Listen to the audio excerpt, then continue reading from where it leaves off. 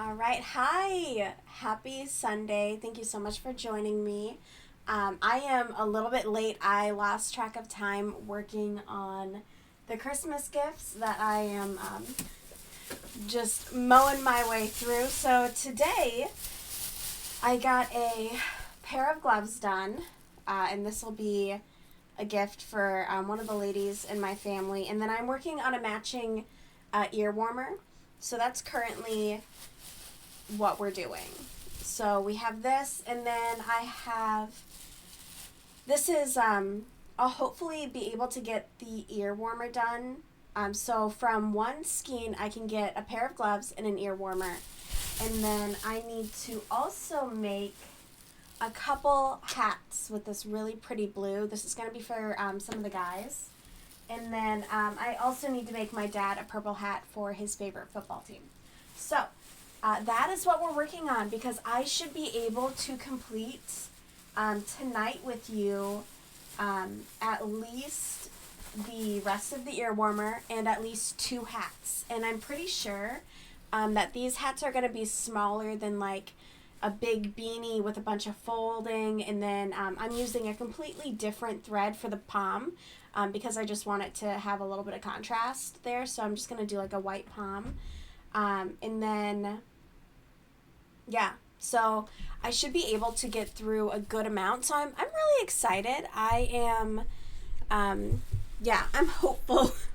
I'm hopeful of the progress. I do still have my morning star here. This is still being worked on, so it's not forgotten, but now it's just kind of like finishing the last few spikes, and then I just need to make a U-hook that will essentially, not a U-hook, but just like I need to make a strap so that I can connect the chain to the flail. That's all we're doing. That's all we need at this point. So yeah, we're going to keep kind of cooking away at this. I think the myths are kind of cute. They're simple, don't get me wrong, like they're nothing extravagant, but this is my first year crocheting, for one, and I am really running out of time. So they're not going to get intricate, detailed gifts. My mom is the only one who's getting something like I would consider cool. She is getting a scarf out of Heart Granny Squares, and we still have work to do on those, but I'm seeing these relatives before I'm seeing my mom. I won't see my mom until Saturday, so I will then have after Christmas and into the weekend to finish hers. Yeah, so anyways, I have a few things queued up. I was able to kind of get some stuff tossed into my YouTube watch later list.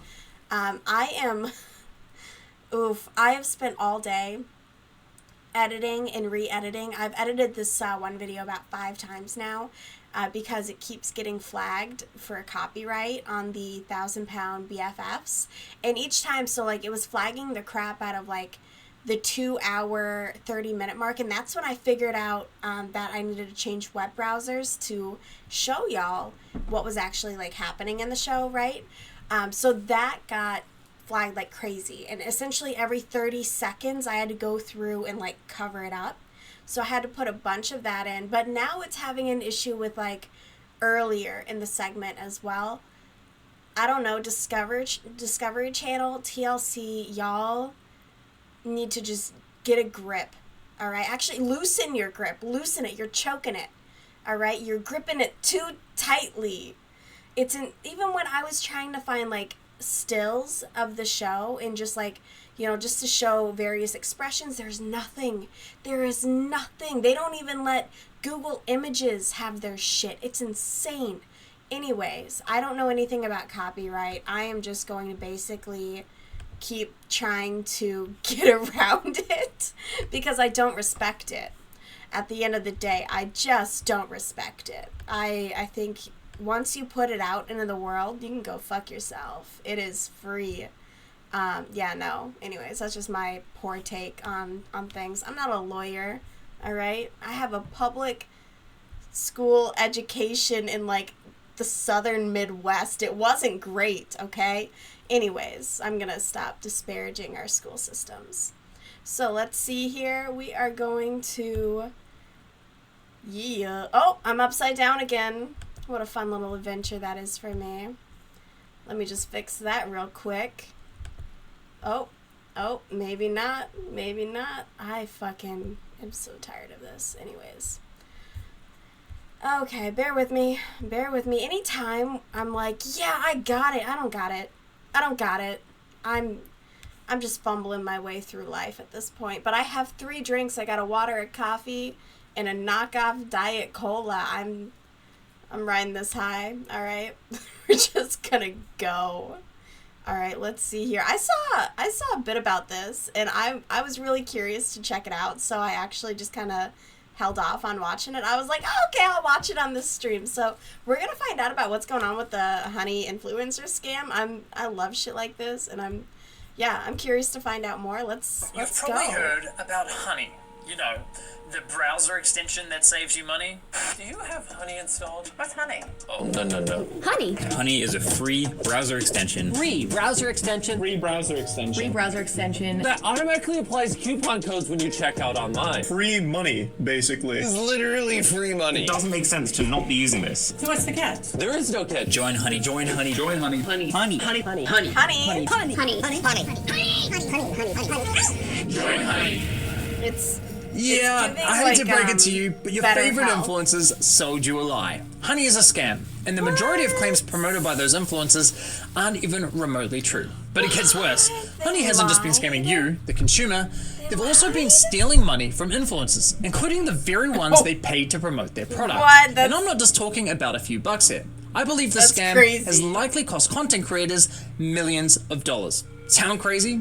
Well, I didn't believe it at Yeah, I, first like, either, just said until that. I experienced it myself firsthand. In fact, I'm confident this might just be the biggest influencer scam of all time, which is insane considering Honey is owned and run by PayPal, who purchased this company for $4 billion. Damn. This 3-part series is the result of a multi-year investigation where I believe I've uncovered signs of advertising fraud, affiliate fraud, the illegal collection of personal data, deception, lies, coercion, extortion, the list goes on. I've reviewed hundreds of documents, adverts, sponsorships. I've reviewed emails between Honey and merchants, Right. interviewed victims. Believe me, this runs deep. Okay, Now, the I want to be clear. The only- views, allegations, and conclusions expressed in this series are my opinions, based on evidence I have Yeah. gathered, which will be the only time I've ever considered like actually using something that was recommended to me so far, and I haven't even done it, I've looked into it, has been NordVPN. That's the only one so far that I have even touched. Who is it? Ordinary Gamer Mudahar. It's not about VPN, but he just did a video talking about cryptocurrencies where he kind of like walked through at least like getting a VPN and setting up like your browser, and he was talking about just cybersecurity in general. But yeah, that's the only time. Have you ever like bought into anything? I don't know.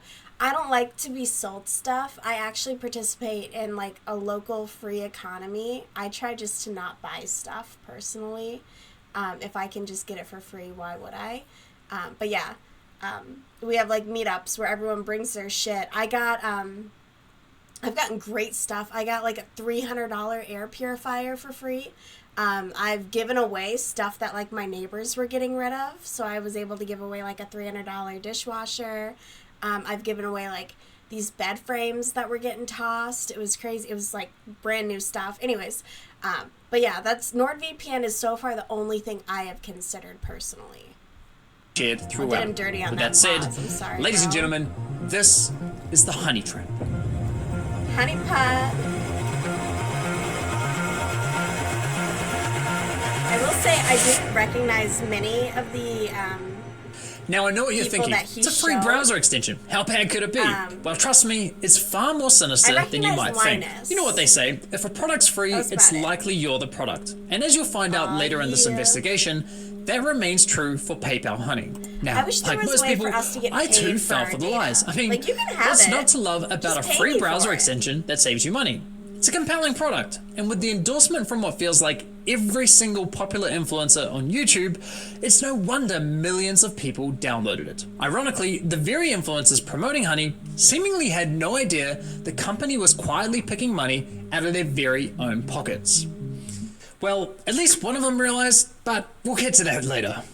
So let me show you how honey's been stealing money from influencers. So let's say you're watching a video on YouTube. If you're into tech like me, maybe you're watching a Linus Tech Tips video. Linus tells you about this free browser extension that saves you money online. You install it in 2 clicks, and boom, you have honey. Perfect timing, because it just so happens you're looking to buy a new CPU for your computer. You come across another Linus Tech Tips video, and after watching, you're convinced you should buy the one recommended in his video. So you scroll down and find Linus's affiliate link to that product. Now, for those of you who don't know, when you click an affiliate link and buy something, the influencer who promoted the product earns a commission for referring you to that store. Yes. So you add the product to your cart, get to the checkout page, and hello, Honey says they found you 10 coupon codes. Sweet. You click apply discounts and Honey gets to work. But unfortunately, none of the coupon codes worked. Doesn't matter though, because as Honey has promised us for years, that means we know we've got the best deal. So you complete your purchase, you're happy, your new CPU's on the way, Linus is happy, he's getting his commission, everyone's happy, right?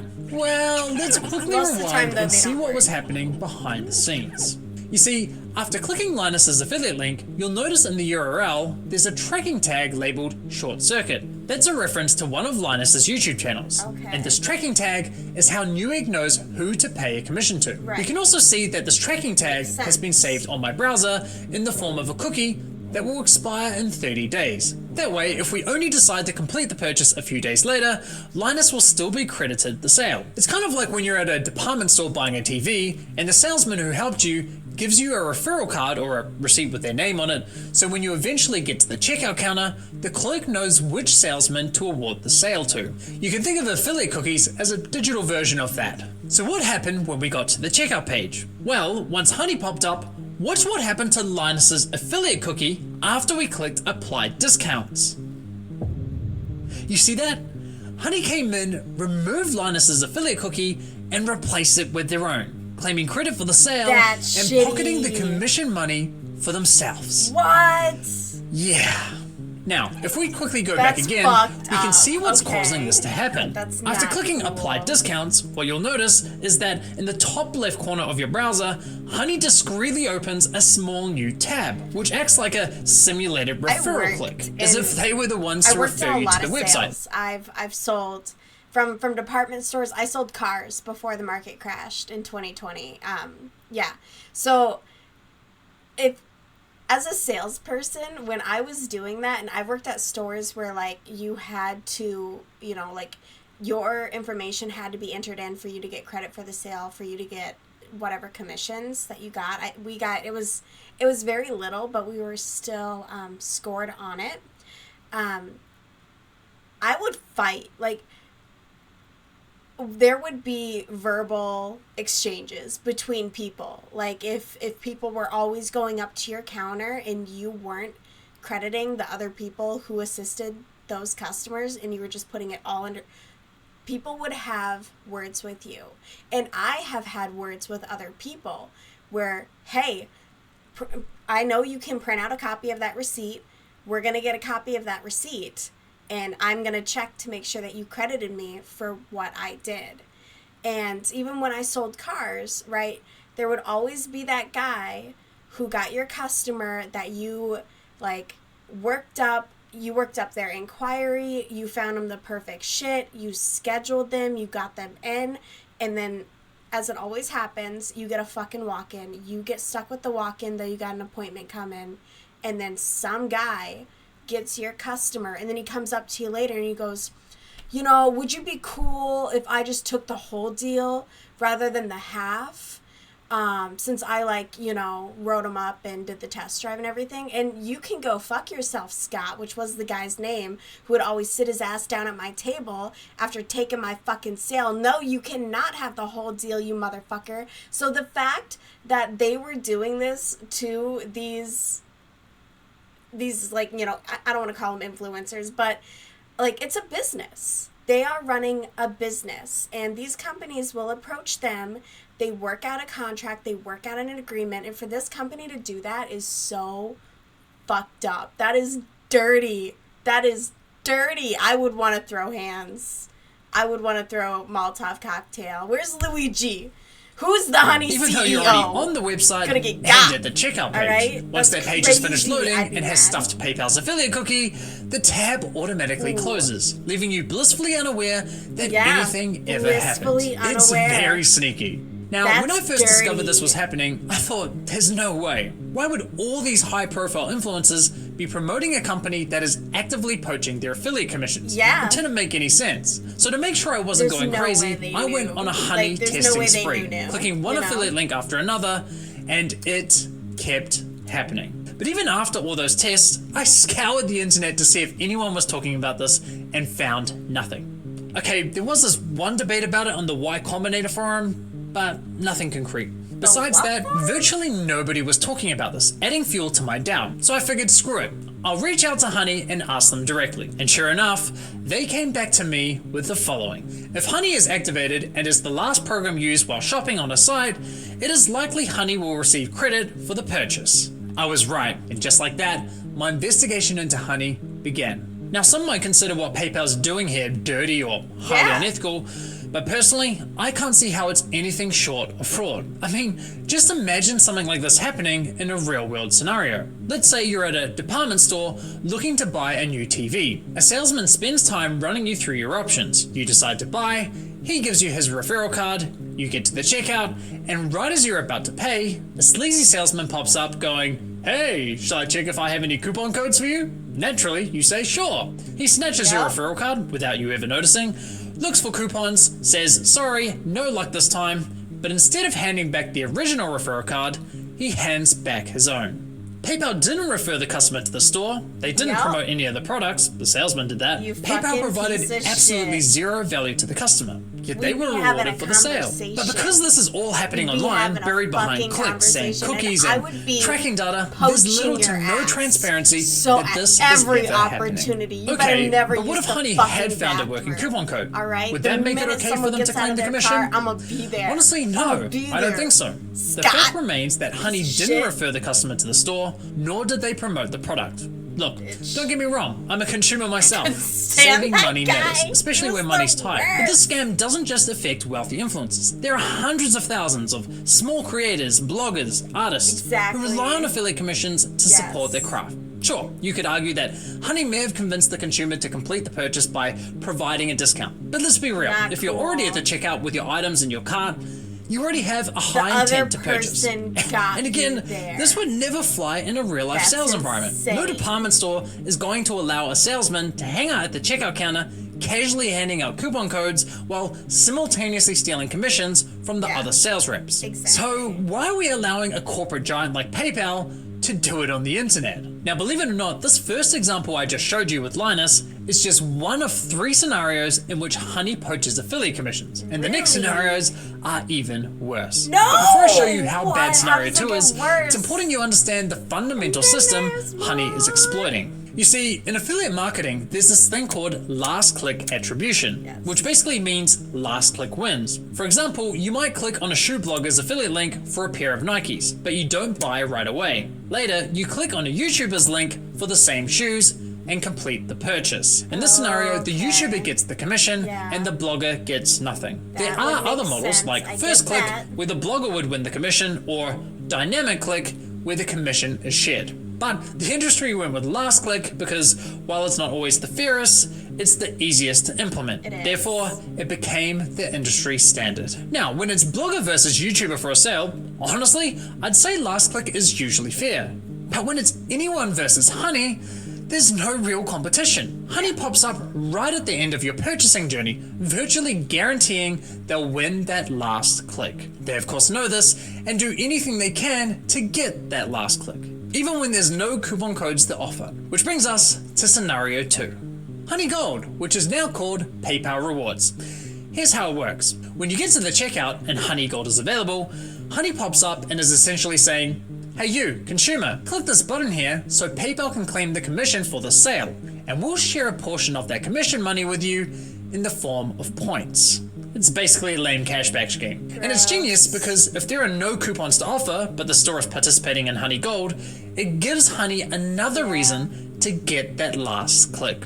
How can YouTubers, bloggers, or any other type of affiliate fairly compete against this type of mechanism? Of course the consumer's going to click, and of course they're going to win the sale. Now this got me thinking, how much of their commission are they actually sharing with users? Well, to find out, I decided to put Honey Gold to the test. So I looked for any website where Honey Gold was offered and found it on NordVPN. And no, this is not a sneaky sponsorship. So I signed up for NordVPN's affiliate program, which offers 40% commission on successful referrals. After getting approved into the program, I received a custom affiliate link for my YouTube channel. Using this link, I made 2 separate purchases. For the first, I activated Honey Gold, and sure enough, you can see my affiliate cookie was replaced with Honey's. And for the second, I didn't activate Honey Gold. As expected, I was awarded a $35 commission for the sale where Honey Gold wasn't activated, and received nothing when Honey Gold was activated. For the first time, I experienced Honey poaching my own affiliate commission. So how much of my stolen $35 commission did PayPal share as cash back with my Honey account, aka the consumer? Brace yourselves, 89 points, which is equivalent to 89 cents USD. That's right, Honey poached a $35 commission for doing nothing and rewarded me a grand total of 89 cents. Thanks, PayPal. You really shouldn't have. No, seriously, you really shouldn't have. You now, piece of fucking on to scenario shit. 3. For you ladies out there, let's say you're looking for a new outfit. Your favorite influencer tries on something that Men slays, look you for click new on their outfits, affiliate link too. and get to the checkout. But in this scenario, Honey knows it has nothing to offer. No coupon codes, no Honey Gold, yet it still pops up to announce absolutely nothing. Annoying as fuck. Naturally, you click the got it button to get rid of the annoying dancing coin, and whoa, And what's right that? there. PayPal takes the sale. That's Why? Because fuck you, Mary, that's your dirty. But wait, there's more. My personal favorite is when Honey has nothing to offer, so it pops up offering you to check out with PayPal, even though the option is already available at the checkout page. And of course, if you click the checkout button, PayPal poaches the sale. Classy. As I was saying, Honey uses any excuse possible to get that last click from the user. It's absolutely disgusting. I can't even begin to fathom how much money has been lost at the hands of this browser extension. Imagine being the influencers who promoted Honey, telling your audience, who, by the way, are the most likely to use your affiliate links, to download an app that poaches your affiliate sales. It's crazy. Now, to be clear, not every influencer who promoted Honey engages in affiliate marketing, so those who don't are obviously unaffected. But did any of the influencers who are engaging in affiliate marketing ever catch on to what Honey's been doing? Well, it turns out yes, at least one of them did. Linus Tech Tips, who have been promoting Honey since 2017. So here's how I found this out. You see, one day I was browsing Linus's forum to see if anyone had raised a red flag about Honey. And sure enough, back in 2020, someone sounded the alarm, but it was ultimately ignored. However, in 2022, a different user noticed that LMG were no longer promoting Honey and asked the team if they had been dropped as a sponsor, to which one of Linus's employees responded with, "We ended the partnership with Honey due to the way their service interacted with affiliate links. Essentially, if someone clicked on an affiliate link and then they use Honey and search for a deal, Honey will override that tracking link even if they don't find you a deal. That didn't jive with us, for all so we those years though. So from 2017 to 2022, Honey was poaching their affiliate link clicks and stealing from them. That is egregious. Wow.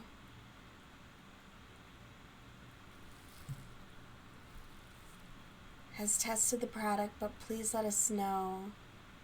So they're using Karma instead. That's egregious. I gotta imagine there should be some way to bring a lawsuit against PayPal for that. Like that is just theft. That is theft. You agreed to the affiliate link, you agreed to the contract, and then they poach you. Like I don't know. That's did the partnership. that's Okay, so they had no icky. idea this was happening, and it took them several years to catch on. Yeah. That's quite telling, because we're talking about a tech-savvy YouTube channel that's run by a very large team. There's so The many fact that it took them nerds. several years to figure this out, That's in my crazy. opinion, really underscores the deceptive nature with which Honey operates. If Linus and his team didn't know, PayPal. I can't imagine many other influencers would have known either.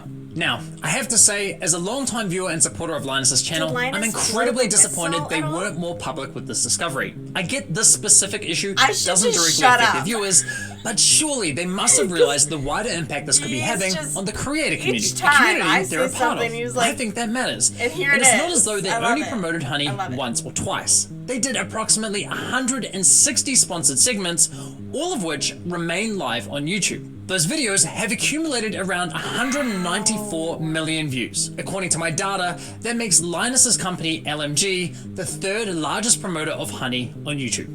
So yeah, in my opinion, they should have made more noise about this. They should have. But what's truly baffling to me is that after LMG ended their partnership with Honey, they then went ahead and partnered with a company called Karma Now, a coupon browser extension that literally engages in similar behavior.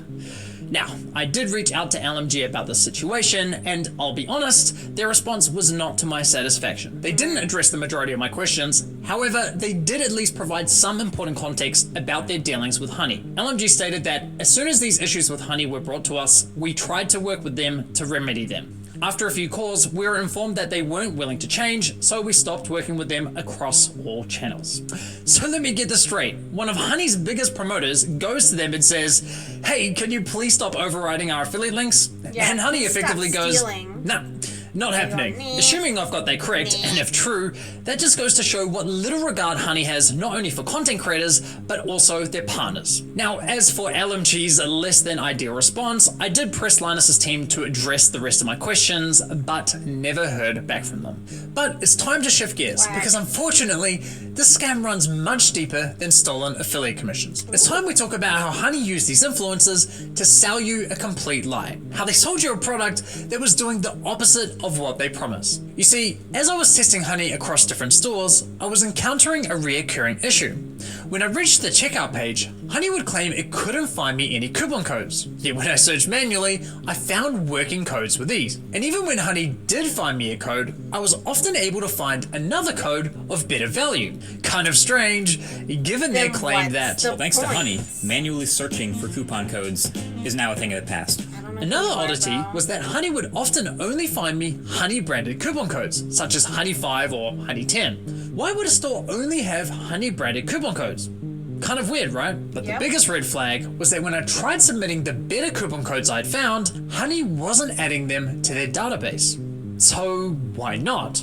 Well, eventually I figured out what was going on. It turns out that one of the key benefits for stores partnering with Honey is that they are given full control over which coupon codes go live on the platform, if any at all. I discovered this while listening to a podcast produced by Honey, which appears to be aimed at attracting new businesses to joining their platform. In this podcast, an employee from the Australian clothing store, Princess Polly, discusses the benefits of partnering with Honey. What would you say to any brand that is considered working with Honey but hasn't yet? I would say missing out on converting customers. Like I said before, Gen Z is super discount savvy. You can't ignore the fact that they will hunt for like discount codes and they might find a better deal. With Honey, you can also control the discount code percentage, which means like they will potentially find a higher discount code on the internet. It literally lets you control like the customer journey, convert and control like the discount code percentage as well. You piece of This shit. is insane. She's basically saying Fuck you. Honey is great for businesses because it Yeah. encourages users not to bother hunting Yeah. for coupon codes. And it allows businesses to control which coupon codes I are shared with can't consumers. stand Now, I was able to business further owners verify like this that. on Honey's website. I- Specifically, if I owned and operated a small business for like a minute, and then I was like, oh wait, I either have to exploit my employees or exploit customers. And I was like, morally, this isn't for me. Anyways, that is shitty. That is so shitty to do to the customer. In this day and age where we're all just every single day just nickeled and dimed. Who was it? US Bank just announced that they made, what was it? It was like double digit billion in like fees that they charge their customers just for having their bank account. It was insane. It was insane. And so for a business to have promotions out there and then partner with services like this that basically go, they don't exist. So shitty. And so, hell better be real. And these motherfuckers are all gonna be there. And if it's, what's the point? What's the point?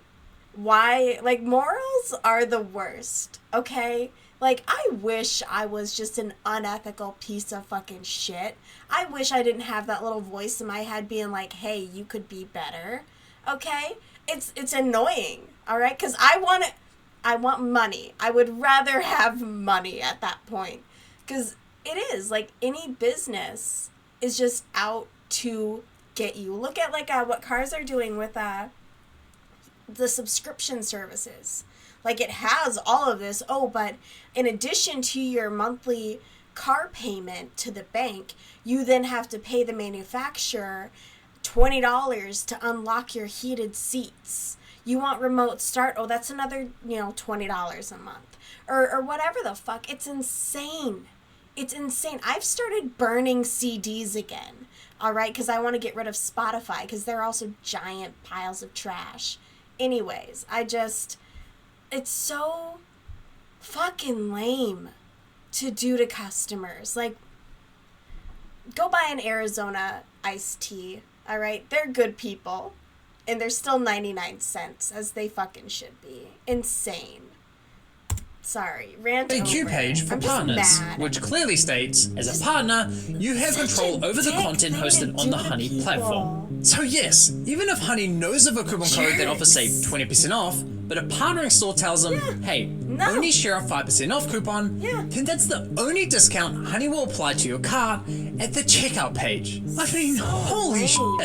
Honey wasn't finding you the best deals possible, they were intentionally withholding them from you for their own financial gain. This completely invalidates Honey's core value proposition to consumers. For years, they sold you the lie that they would find you every working coupon code on the internet and apply the best one to your cart. Is But null and void complete and by utter these lie. businesses They have and literally rich people. been feeding you coupon codes that were approved by the partnered stores who were paying them. And can I just say, the double messaging here is hilarious. Because on one hand, Honey has appealed to consumers by promising to find the best deals possible. But on the other hand, they appeal to businesses being like, claiming don't that worry, Honey helps we won't. prevent We won't. consumers from finding the best deals. It's absurd. Dicks. Now, when you think about it, this all makes complete sense. It does. I mean, why would any online get business it. pay Honey for sharing their highest value coupon codes with its 20 million users? That's I'm just not an allowed appealing to not partnership like it. whatsoever. So, to make a partnership more attractive, Honey told businesses, hey, if you partner with us and pay us an affiliate commission, we'll let you control which discount codes are shared on our platform. And we'll tell our consumers we scoured the internet and found them the best deal possible. Everybody wins! Just not the consumers or the influencers. With this discovery, I decided to do a thorough audit of Honey's advertising campaigns. And yikes, the ads, the sponsorships, everywhere you look, it's lie after lie. I wouldn't be surprised if this ends up going down as one of the most aggressive, shameless marketing scams of the century. Just look at this insane list of videos that were sponsored by Honey. According to my data, they sponsored almost 5,000 videos across roughly 1,000 different YouTube channels. Asmongold, Mr. Beast. I don't know who most of these people are.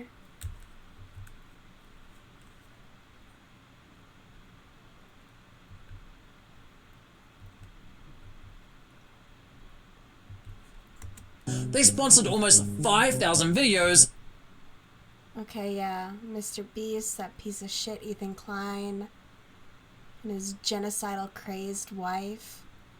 Let's see. PewDiePie. Ew, Cody Co. Didn't he sexually, didn't he go after a minor? Oh yeah, allegedly. Allegedly, Cody Co fucks minors. He likes children. What a good guy. Allegedly. I'm gonna just keep saying that. across roughly 1,000 different. Who else? Austin Evans. Why is that name familiar? He does tech stuff. Isn't he like weirdly muscular? I'm trying to remember. I'm pretty sure I know what he looks like. Okay. Let's see who else. Jeez.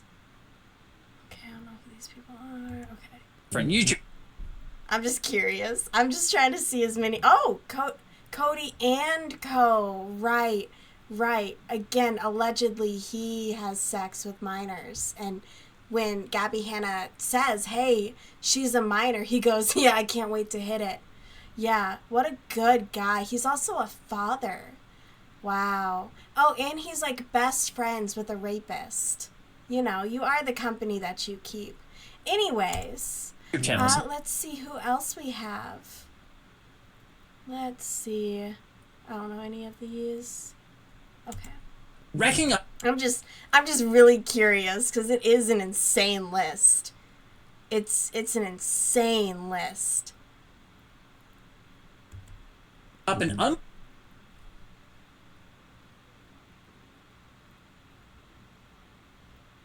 XQC sounds familiar. I think he's streams or something. I don't know anything about him though. Unbelievable. I think I watched a Meat something video on XQC. I didn't get it. He just talked really fast. Let's see. Okay, I'm just gonna let it rock. 7.8 billion views. It's crazy. That's crazy. So now that we have a clearer picture of how That's Honey wild. operates, let's reflect on some of their claims. Honey will find every working code on the internet and apply the best one to your cart. If Honey can't find a discount code for you, then you can rest assured I'm there's not not a gonna single buy discount your or promo pattern. code on the internet. It's a free Never browser gonna extension buy that your automatically finds you the best promo code ever. for anything you purchase online. You literally Ever. don't spend money. Honey searches the known internet for Crochet every has promo been code around ever for used. so This long. means you always get the best deals without There's even so trying. much What Honey does information is out there. take money I will and they put it never in your buy a pocket. pattern. If there is any way to save money on your purchase, they'll find it. Getting you the lowest prices possible at checkout. You are always going to get the best deal no matter where you're shopping. Amazon, eBay, Best Buy, doesn't matter. Honey's got your butt covered. If Honey can't find a code, you have the best deal. It really puts into perspective just how shady this company is, doesn't it? Now, believe it or not, the Better Business Bureau launched an inquiry into Honey's advertising claims, but after Honey immediately discontinued the claims for, quote, business reasons, the BBB decided to drop the case. Really, Honestly, Better Business at this Bureau. point in my investigation, I You know, thought one of my first jobs was I did like canvassing, which it's super easy. It's just appointment setting. But I filed a claim against that employer with the Department of Labor and the Better Business Bureau because they were literally stealing my wages. They weren't paying me. And nothing happened. Like, nothing ever happened. It was insane. I basically worked a full month and never got paid for it. And then they were like, oh, and we're going to compensate you for like the miles that you're driving and everything like that. Never, not once. It was wild. Yeah, the Better Business Bureau I'm pretty sure they're just bought and paid for by like I'd seen businesses. the worst of it. I thought I understood the full picture of Honey's shady business model. But here's the thing. What I haven't told you is that there were instances where Honey would actually work really well, finding me incredible discounts that seemed almost too good to be true. Now, it wasn't very often, but enough to confuse me. And there were even times when they weren't poaching affiliate commissions by claiming the credit for sales. These inconsistencies bugged me. It didn't add up with everything else I had discovered. It was clear I was missing something. Well, once I finally figured out what that was, I uncovered an even darker side to PayPal scam, one that targeted an entirely new victim. We started having problems where customers would get in touch via support saying, oh hey, I just tried to use this discount, this 60% off coupon, and it doesn't work. And I'd be like, dude, that is not your discount, like how did you get that? And they'd be like, oh, I just showed up through the Honey extension. Yeah, it cost us thousands, and I haven't even looked into how far back it went. At the end of the day, like, you need to make the numbers work, and if honey is going to steal 10% of your revenue all the time, you're going to have to raise prices at the end of the day, and it's just like a really awful business model. Like, we've been so mad at them for so long.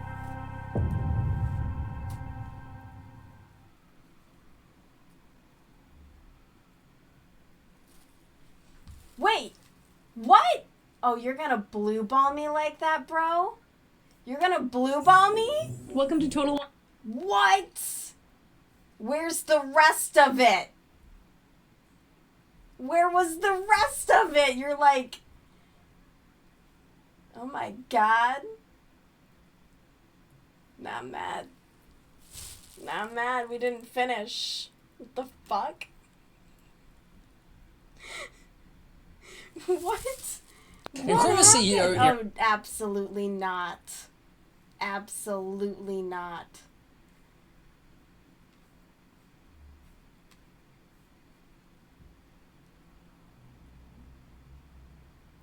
The CIA has particular skills in developing relationships. Life is all about relationships. So much of what you learn at CIA is applicable to everyday life. You need to know this. I served as the director of the CIA's covert action capability. I've learned a lot about human nature. I was the deputy director of CIA for science and technology. CIA look like we would do things that people would say, that's not possible. You can think of MuseQ. That's so cool. I was the lead analyst at CIA, in charge of telling the president what he needs to know. Yeah, pretty intense. The CIA is not Bias the good led guys. to really the worst mistake the CIA has ever made. Yeah. You can mitigate the vast majority of biases just by being aware. Why am The I key watching to any this? great achievement is an I amazing don't team want that your is propaganda. unafraid, and that has to include unafraid to say what they think. People would be surprised to learn how important empathy is at the CIA. You primarily show Copyzilla, empathy by listening, really listening. Okay, but like, where was The CIA rest of just it? declassified Okay, that really? I went A on minute secret and missions 30 to North Korea. seconds? A minute I have and not spoken 30 about this in public seconds, before. YouTube. I am I'm about Brian to Carwell. upgrade my I'm Don ad blog. Myricks. I'm Michael giving these Morrell, and motherfuckers this some money, this but you're gonna is have to watch this Masterclass. shit. This is insane. By now, you've probably heard about Honey. You know, the browser extension with everything else I had discovered. It was clear I was missing something. Well, that targeted an entirely new victim. We started. Okay, so this is coming soon. Okay, that's kind of what I figured. I didn't think it would force me to watch a minute 30 of ads.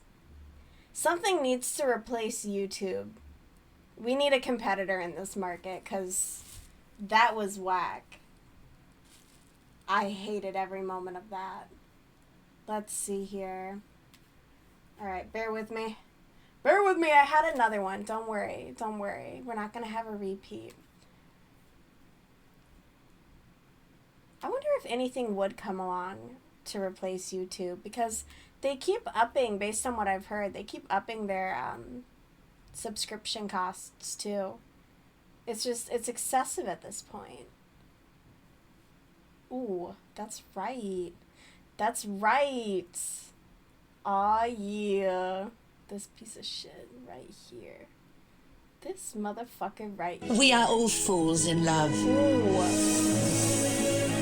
What? I'm on the right web browser. I have my ad block. Why am I...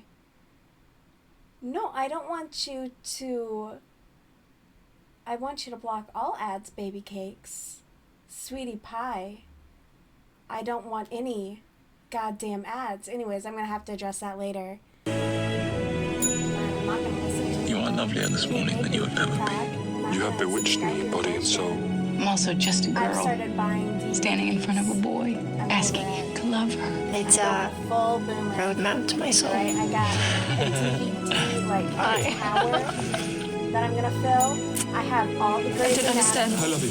I got the Criminal Minds. I got the early seasons, not the later seasons where it just became Building about, your old online white business? men no one cares about.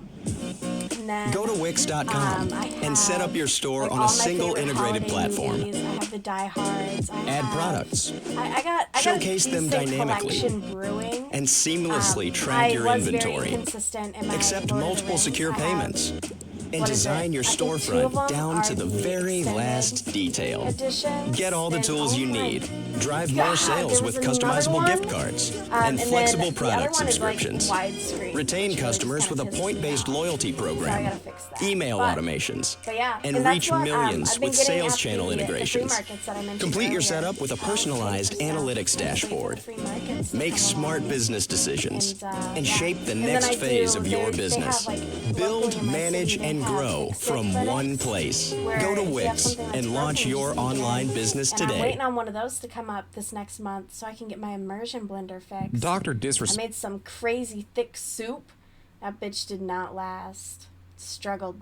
It was real disappointing. I was like, whoa, I thought you were going to be better than this, and it wasn't. All right, so here we go. Here we go. Sorry about that.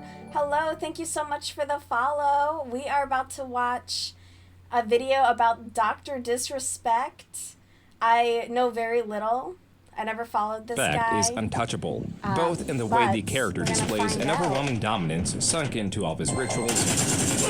These guys, get him out of here. From what I did hear, this guy was like breaking into real celebrity status. Where, like, I think he did something with, like, the WWE or something like that, where he was breaking into non-YouTube affiliated media, and he was looking to be, like, the guy, and then he fumbled. So let's find out what he fumbled. and this is what I do. And I'm gonna get back to untouchable in the way crocheting. that companies, creators, friends, and fans have all been distancing himself from him due to his infidelity and the unknown severity of possible crimes involving a minor. These images of the doc are conflicting How in a way hard no is it other to content just creator stay could away from experience, kids? because the doc is unique. So He is a weird. marketing genius that handcrafted his image with purpose. He had aspirations to move further into the traditional media space that not only welcomed him, but it also celebrated him. Why do I And even though talk? he was on All top day of the so mountain, far, anything I've got to say, Because we're at the tippity whatever, top, but we're only whatever halfway video I'm watching then says what I just said. due to I love recent it. developments, I'm a these mind heights would be impossible to reach. He was dropped by the game studio that he co-founded, the That's football team that too. endorsed him, and dropped by the friends he made throughout his career. This is a poison that a hard affects his fall. character-driven persona like no other. And this is a story of how he meticulously built it all up and recklessly tore it all down. But first, if you've been finding it difficult to manage your subscriptions like I have, then I may have your answer. I don't. And so, this video is sponsored by Rocket Money. Rocket Money is a personal finance skip? My app that ad helps you block cancel isn't even subscriptions, working, so lower I'm your watching bills, and ads manage your money and better. he's got- I really don't like managing multiple subscriptions from like I'm not ethical. I'm not. doc Anyway, ad yeah. slash See? Use that. June the if King. you're interested in The Rocket creation Money. of Dr. Disrespect is a phenomenon. Though birthed by Guy Beam, the person who plays him, it was a collective refinement from his friends, business partners, and his audience. As confident and assertive as the doc was, his perfection was only achieved through the lack of confidence of Guy Beam. This instilled the need to seek improvement on the basis of feedback that he applied astoundingly well, which assured his success. To this, the precursor of the character cannot even be found on YouTube. The origins of the doc was a character that Guy would put on during his matches of Halo 2. And another thing I have to say about Halo, which, by the way, Halo 2, was it was the first game where you can play somebody, a competitor, compete against somebody, and actually talk trash if you're within the vicinity of the enemy. Boom! That's when it all started. And so, you know, I developed this reputation of talking trash through Halo 2, and I had a team that would follow me around because they just enjoyed, you know, some of the things I would do humorously. I just didn't go around and go, you know, F this, F you. It was more like I got into a character online. And people really started to kind of follow me. In fact, I had my own little clan on Halo 2, which was kind of funny. This was the core of his character. DSP It was an could take attitude of notes. domination that, as per the mention of Halo 2 that was released in 2004 and Call of Duty that was released in 2005, meant that this character had a captive audience, a following that grew into a gaming clan. Then, through the convincement of a friend, ended up on YouTube. We're hanging out at my buddy's house, and they said, "Hey, we should make, this guy a character, like, because we're always into filming stuff, like stupid stuff." But no, we just went to the store. I went to the store, grabbed it, and that night there's people I got who do that with like the scopes, GTA too. the black steel, and then we filmed something. It was a and long I had a time little ago bit of when I gameplay, watched and content like that. on my YouTube channel, it's called Doc's First Video, it kinda and fell out a that was little like the bit, first too. one. People've got to understand. You gotta attack. Attack. Attack. But don't get it mistaken. Certain individuals you don't attack, you run from. Because what I'm talking about, what Dr. Disrespect's talking about, is some pain deliverance. The latter clip was from Doc's first video. The choice on how the Doc looks is undoubtedly derived from Guy's own upbringing. Born in 1982, he grew up in the same decade that movies such as Rambo, The Terminator, and Bloodsport released. The characters in these films are remembered for their masculinity and iconic appearances, like Rambo's mullet and the Terminator's sunglasses. Two things that, whether derived from this work, are both tied to the 80s. But certainly, the Doc drew inspiration from Fender from the 1989 movie Cyborg, from Fender's sunglasses to his mullet, to even how he takes his sunglasses off. This is the closest inspiration for the Doc, and this all shows extreme forethought into the character of the Doc, a character that truly doesn't need to be dissected, as through both his crafted physical image and his portrayal, it is understood what he is. And as retro as Doc was, he was still far ahead of his time. Okay, well, you want to avoid my bullets? I only let you avoid them one time. But the second time, guaranteed kill. That's one. Let's count them up. That's one.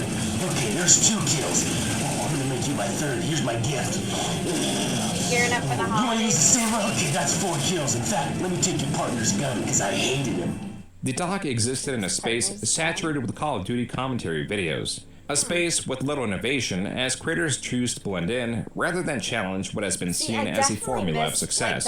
In understanding marketing and setting oneself apart, the Doc was gifted with the knowledge of how to succeed. And speaking of entertainment, I mean, I kind of wanted to touch a subject on YouTube in general. Like, what are you trying to accomplish as a commentator, especially a young commentator who's coming up? What are you trying to accomplish with a market that's just extremely saturated with commentators, In less than a month of his channel's launch, the Doc was already experimenting with different forms of content.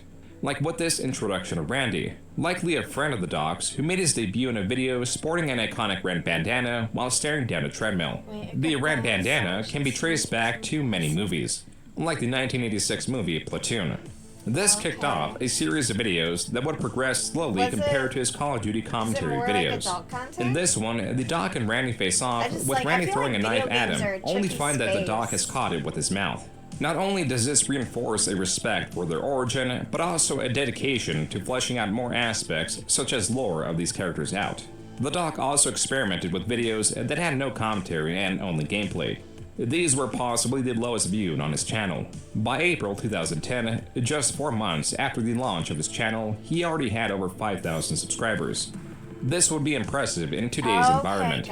And so, for him to grow at such a rate in a time that YouTube only had a fraction of its viewer base and possibly the most saturated gaming market of 2010 is remarkable.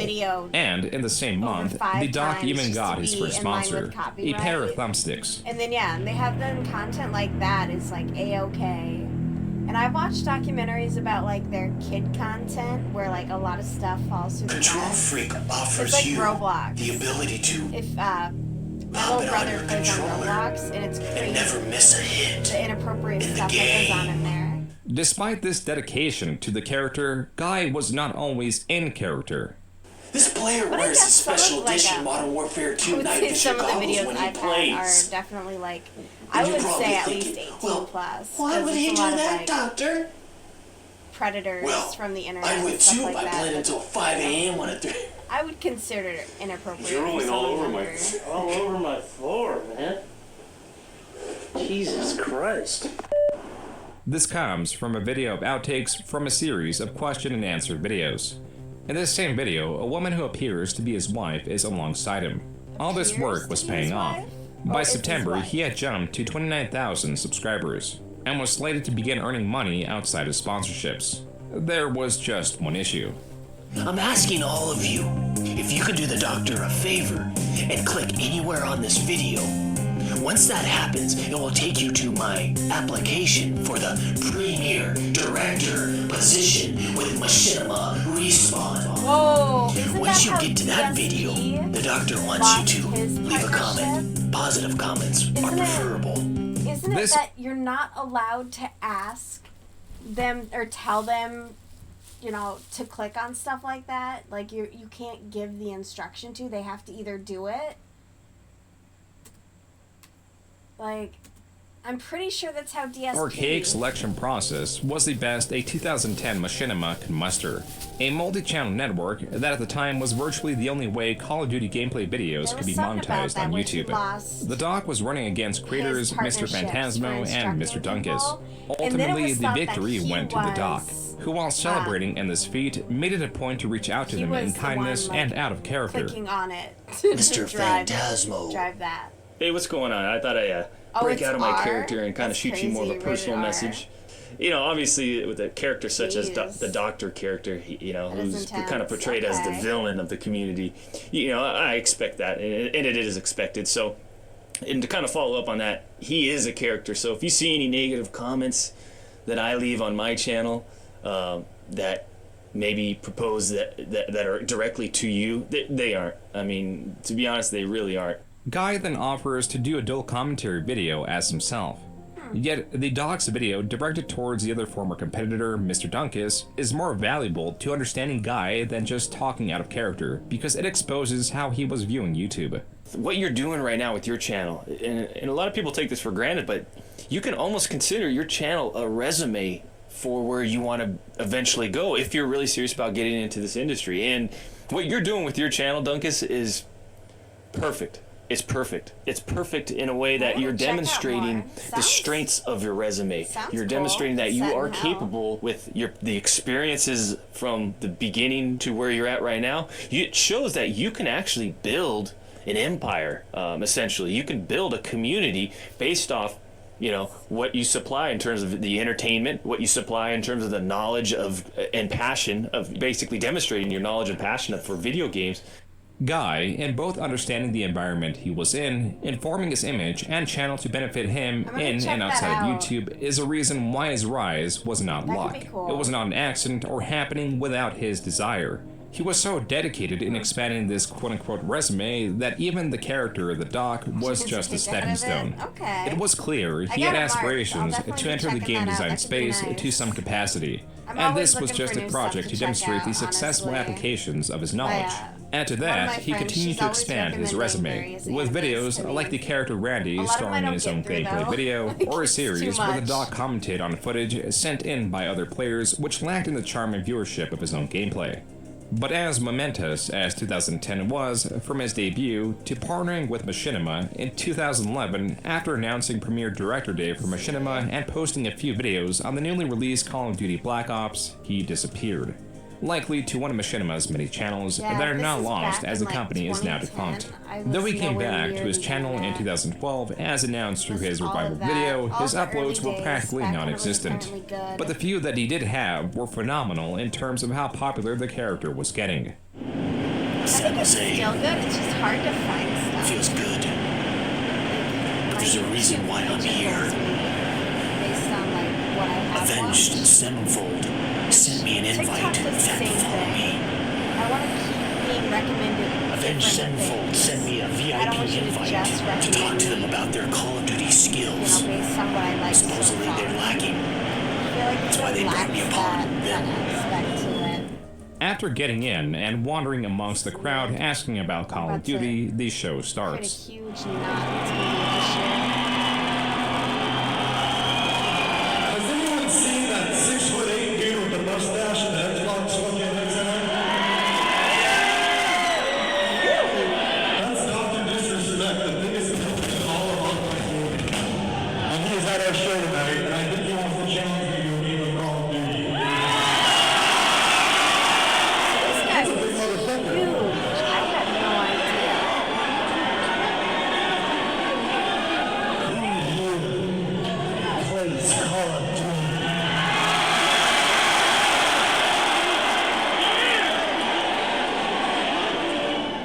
this video, the dog challenges the lead singer to Call of Duty, assured in his victory. And though the crowd, being natural fans of the band, expectantly boos the dog, he doesn't break character and delivers his challenge and monologue flawlessly. If the dog could play this role so well, what else could and would he do? The answer is not much. Besides calling out Optic in a video in 2013, he once again disappeared because his plan worked. Even though he reached such tremendous heights, this was always a resume builder for Guy, who still wanted to be involved in game design, and being that he did continuous direct and indirect promotion of Call of Duty, he secured a position at Sledgehammer Games developing the maps for Call of Duty Advanced Warfare. I designed half the maps for Call of Duty Advanced Warfare. That's cool. Solar, Horizon, Instinct, Ascend, Recovery, Site 244, the Clown Hotel map. I just don't want to get into it. Liberty Island, the one with all the monkeys at the end. It's DLC 4. Why wouldn't you want to get into it, The dog though? describes a passion for working on the game, but a great dislike for what he calls the politics of the environment. This could be the lack of control in the projects he's working on, and or the need to navigate through various different departments for approval or other less appealing, not creative aspects of the job. Throughout this all, he was keeping an eye on the creator scene.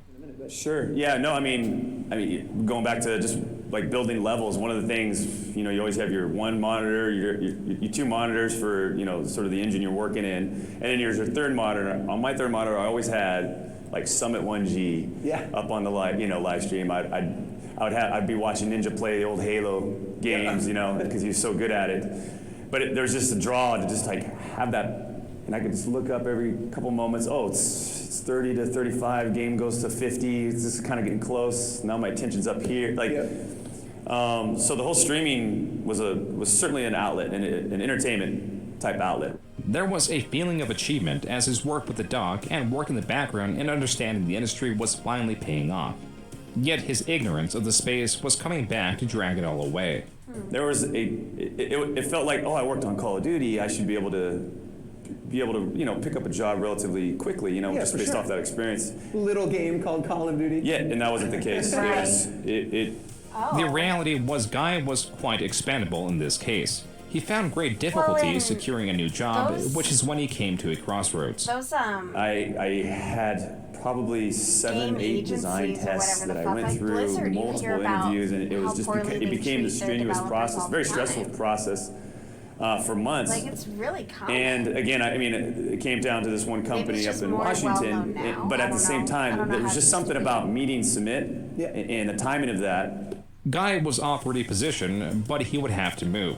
But he was also offered a space at Boom TV, a new company that sought to enter the growing gaming environment, not through game development, but through creator marketing and helping run things like tournaments or develop tools to assist audience members to get close perspectives within tournaments or the like. Overall, a flexible company in the gaming space. That's when Doc began talking to its founder and owner, Summit, not to be confused with the content creator Summit 1G. Or there's this Summit, who's very energetic, passionate, very successful himself. He's got this idea. It kind of falls in the same realm. I get to start up an old passion. And ultimately, it was just like, my wife, Leo, you'd make the decision. And she ultimately made the decision. She's like, just go for your passion. And that's kind of how it started. Doc, once again relying on the guidance of others, through his wife's decision, followed his passion, and was on a path to work with creators in this space with the unique position of once being one. But that was only half of it. The aspect of following his passion was in the arrangement Guy and Summit had made. No, I would say no. So he was sold, but then there was a deep desire in him to go and say, you know what, I want to do live streaming. Okay. So do you mind if I just do that while you guys figure it out? Well, that was part of our sort of our arrangement with him bringing me on as sort of like an advisor. An advisor was to go out and learn the industry. For sure. On March 23rd, 2016, nearly 3 years after his last upload, the dog was back. Back with an announcement and intention to flesh out his potential. Equipped with newfound knowledge and passion, he again, like when he entered the Call of Duty commentary space, had an edge on his competition. We're here permanently. and we're not leaving. So let's come together, Was the edge that he helped design the map? reunite, and let's dominate the year 2016.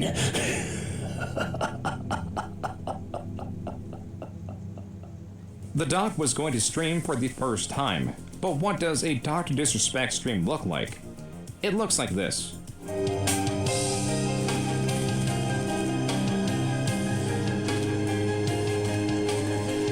Nice glitchy. The Doc ended up winning the game, but his stream, his attitude was all set up in a way that tried to replicate what his YouTube videos were. From the Call of Duty deathmatch gameplay to the music, the stark difference was his silence, as the Doc with his YouTube videos would first record the gameplay in silence and then layer the commentary over his videos, and he was not very experienced with live commentary. But as he was exposed to a larger audience and guided by what he reacted well to, he started dropping the whispery, mysterious voice to one that is easier on him, and one that is more rambunctious and that works better with a live audience, because whenever he would get a win, instead of taking humbly in a more serious sense, he could celebrate with a more active persona as well as respond to his audience with the same energy. It was this transition overall of refining the character that was heavily noticeable at the time. And for that reason, in the latter half of 2016, the Doc was hitting his stride. This is when he got into H1Z1, a Battle Royale style game, and when he started to wear his iconic red bulletproof vest. Everything the Doc was color-coded in this way, from his green screen bedroom to his Doc casting station. That's how I wanted my room to look when I was in middle school, with red and black. I thought that was real dope. Oh, I'm the best in the game! Shut the fuck up. Welcomed the celebration. Oh my and with his God. continued streams came memes and the like, catchphrases that through the words share no significance. Though through the Doctor's performance, something as simple as the name Raoul could captivate an audience.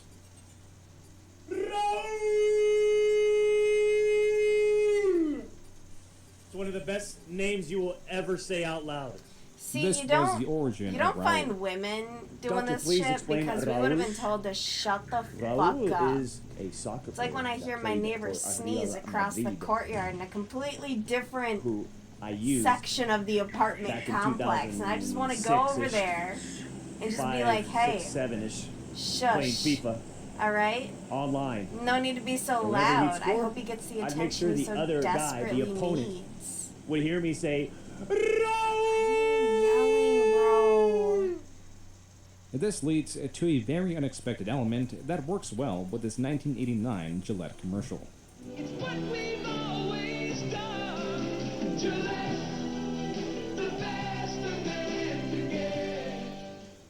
Being that guy grew up in the 80s, and that it's a period the Doc takes the most influence from, you would sometimes sing it on stream. A creator in early 2017, going by 199X, combining these two things that would not work well in virtually any other setting, made a song that the Doc reacted to.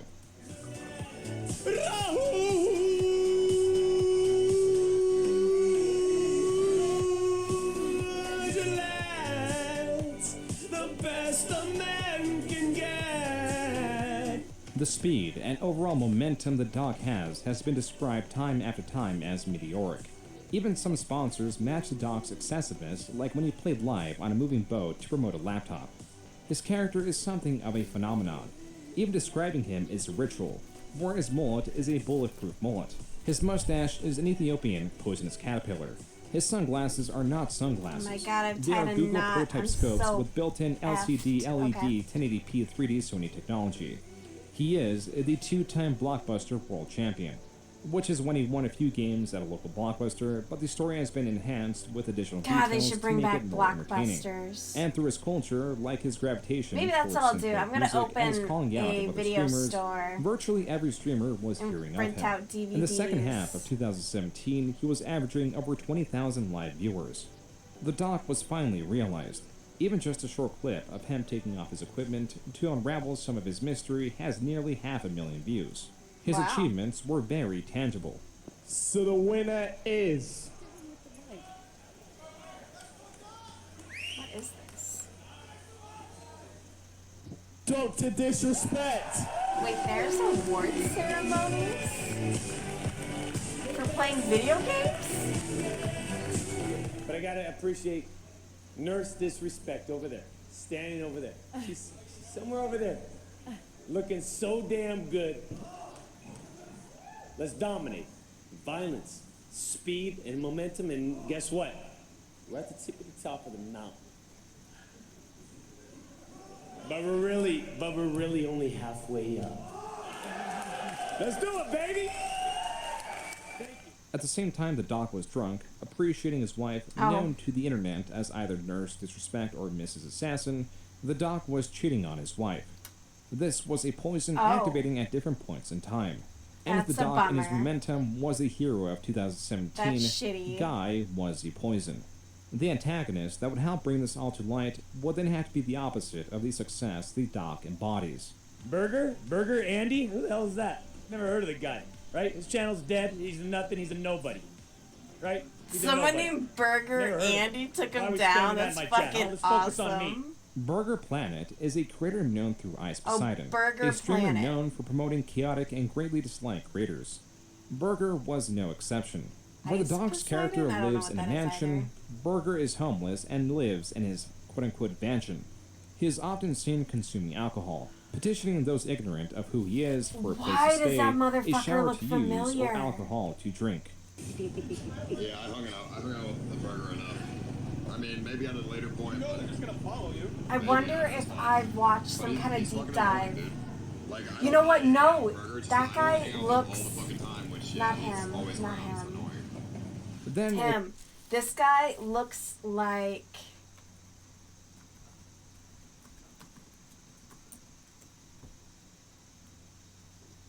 Maybe it is Skeppy.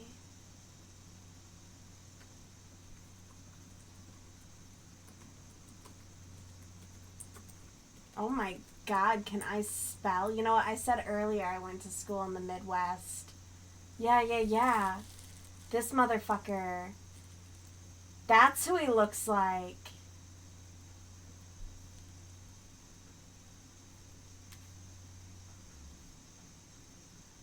Oh my god.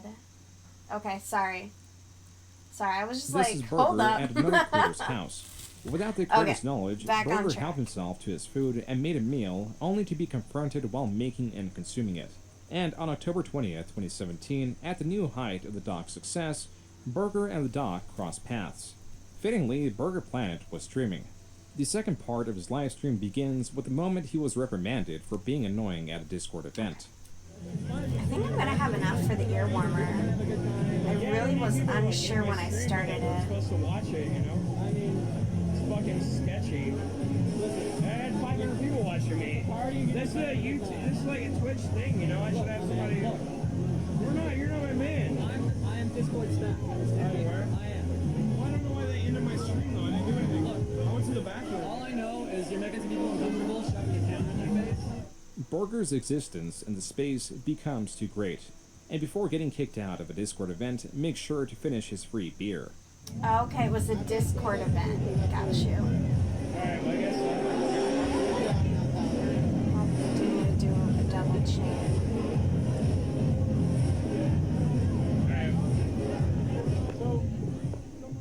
Even outside of the event, Burger could not make any friends. Hey guys. Bummer. Can I tell you? No. I don't know why this guy sucks. I've got a story. Follow me, crazy Well, frog. that's a bummer. Get the fuck out of here. Who's pushing Go! Get the fuck out of here! Wow, you're in Fuck public. outta here. I'll film whoever I Get the want. fuck out of here! Wow. Steve Jobs. Fuck out of here! Yeah, come at me. Get the fuck out of here! Come at me, bro. Burger we should becomes too come at much you. and then gets barred from streaming even outside of the event. Are you a smoker? What? Weed or? Brother, I gotta ask you to cut the stream, man. About what? Because I just hear that you're out here making people uncomfortable, man. I'm just talking to him. Was I making you uncomfortable? I didn't feel like that. No. What is happening is I have like 500 people, like 700 people watching live. From here, for about an hour, Burger finds a different group of people. But he again becomes too much, where they start to be uninteractive with him.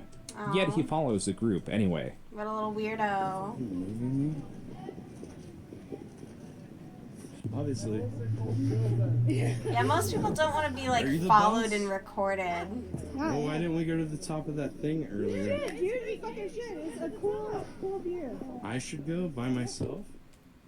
It's kind of rude. I thought we were best friends, though. We just met you, dude. I mean, like... Okay, yeah, he is being weird. There 800 people watching you. Their dismissal is completely So you guys valid. being He's being weird. sketch. You all try to leave me. Especially if it's a bunch of women.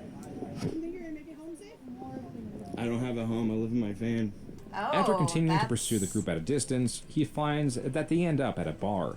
And after concealing his stream to go to the bathroom, he Yeah, comes out telling him that you re-energized live and in your begins van. That'll mingling. really put I live in my van. Can I stay in your place for a little bit? Like I'm partying in your hotel? You want a place? I don't want to party in your hotel. I'd love to take a shower sometime at your place. Or you have a jacuzzi? I do. My back's been fucked up because I've been sleeping. Any massage? Honestly, I do. That's weird. After a bit of streaming, So he Burger just is meets confronted people and he's by like, I'd Omega. love to take a shower at your place. That's the fucking neckbeard if I've ever seen one. Yeah, that Why is. would you Ugh. say that you're gonna quit streaming? Awful. Yeah, because that was a Shave it. lie, right? That was a total fucking lie. Well, just for viewers? No, I've done that before as a joke in my Discord. Omega is not a creator necessarily, but is realized it's 9 attached to o'clock a and I just creator. pounded He is a coffee. mod of Dr. Disrespect. After about a minute of their conversation, Dr. Disrespect, outside of his persona or just Guy Beam, is seen tapping Omega on the shoulder, which is when he begins following him, and Burger begins following Omega. But now, with alcohol in proximity and Guy just outside of frame, the chaos begins to unfold.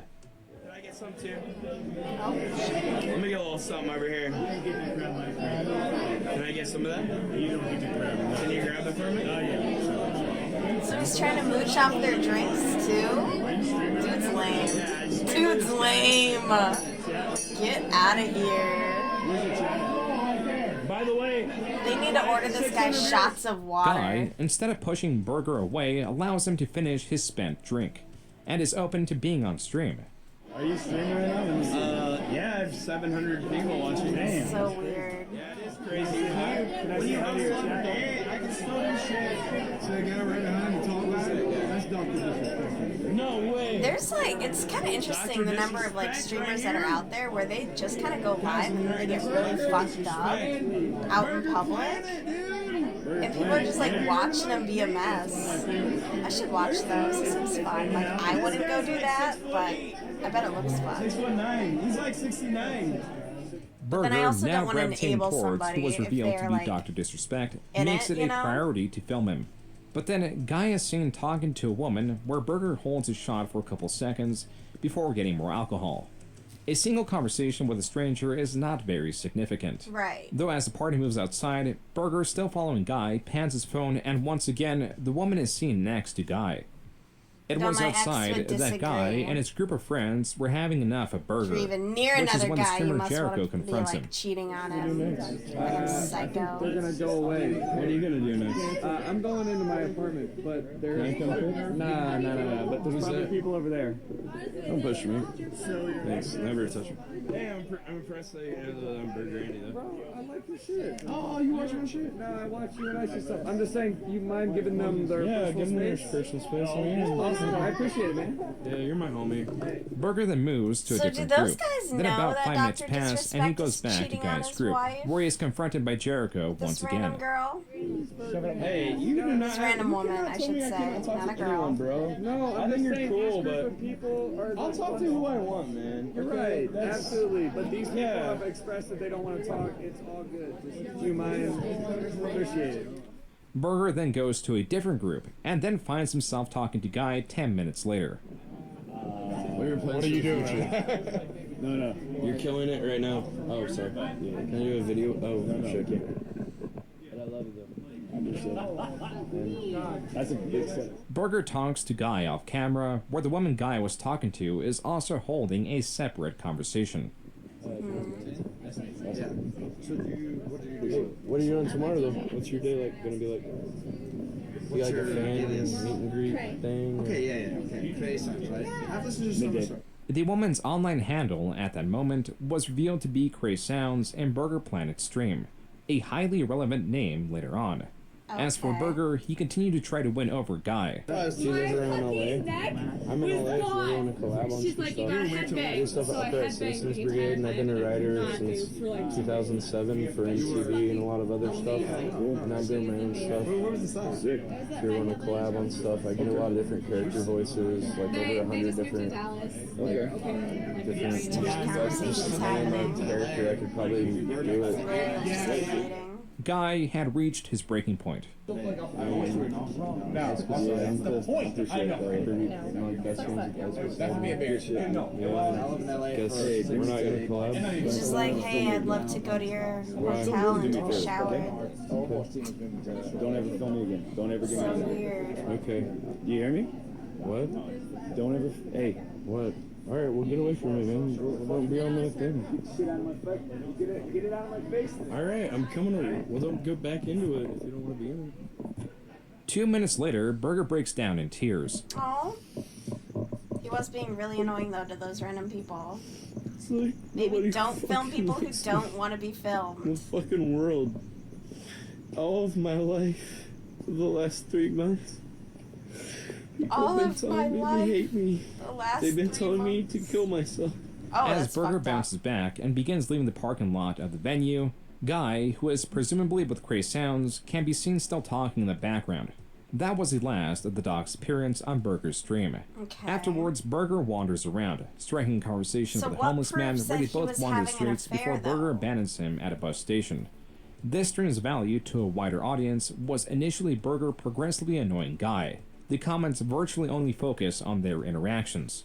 But as it brought more and more eyes, and all of the interactions with Guy were analyzed, so was the woman he was with. This woman, Cray Sounds, in January of 2017, responding to who was presumably her husband, petitioning the doc to have sex with his wife, stated, quote, "At Dr. Disrespect, please, hello, I'm here," unquote.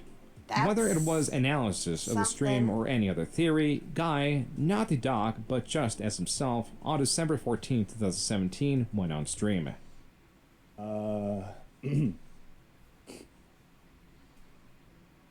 As you guys know, I have a beautiful family and a wife and kid.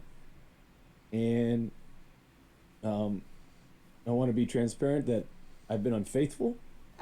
And stupid fucking mistakes, man.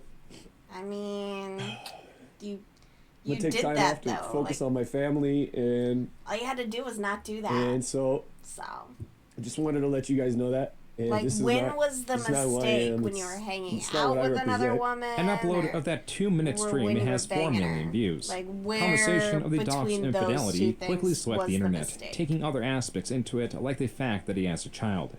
Quote, "This news has affected me more than I'd like to admit. Not because I am a huge fan of the doc, which I am also his age. I am 36. I have a wife and 2 kids. The thought of having all that threatened due to my stupidity and reckless behavior / decisions makes me feel sick. I have such sympathy for what his family and he is going through." Due to your unquote. actions? There was also speculation on the unknown length of his hiatus. While some viewers hard were is in it to just turmoil, not cheat? Burger was celebrating. Hey Doc, I heard about your little 2-time situation. Your Not accident. good. Well, if you need a place to crash while your wife kicks you out and takes half of everything you want, you can move in with me in the mansion. What an opportunity. Initially, no one knew the depths of Guy's infidelity and the possible illegal acts, but there were leaks. Doc has been unfaithful with. Don't share this, because I have an account for everyone that's in this fucking room right now. Doc has been unfaithful with at least 4 girls on his wife. Whoa, at I've kept least quiet about 4? That's shitty. This one guy right here. Now I've kept this quiet for fucking 2 years. You piece of shit. That was Omega, Doc's mod that Burger Andy was talking to at the bar, who on his own livestream leaked not only were there 4 women, but also this has possibly been going on for 2 years or since 2015. This was not even the worst of it, but that would not come out until years later. Scummy. It is unclear if Doc's wife does know about this specific instance. Even though the timeline matches up that it was all at the same time, it is still unclear if Doc's wife knew about the minor or knew about this specific girl, but she definitely knew about several other women that Doc either linked up with or tried to link up with, because I have seen text messages from his wife to other women calling them whores and being extremely upset with them. That was Slasher, someone who years later teased at the depths of what the Doc did. That's the thing. For now, speculation around who these other women could have been was constant, where Doc was still absent. Your anger needs His to be absence directed. lasted for over a month and entered into turn off 2018. your DMs. And then finally, on January 19th, you have he full broke his control silence. over that. And we formed a new club. I call it the Champions Club. Doc 2.0. Weird. Coming soon. Ew. I don't like the way you said coming By soon. the way, did I mention my wife's an assassin?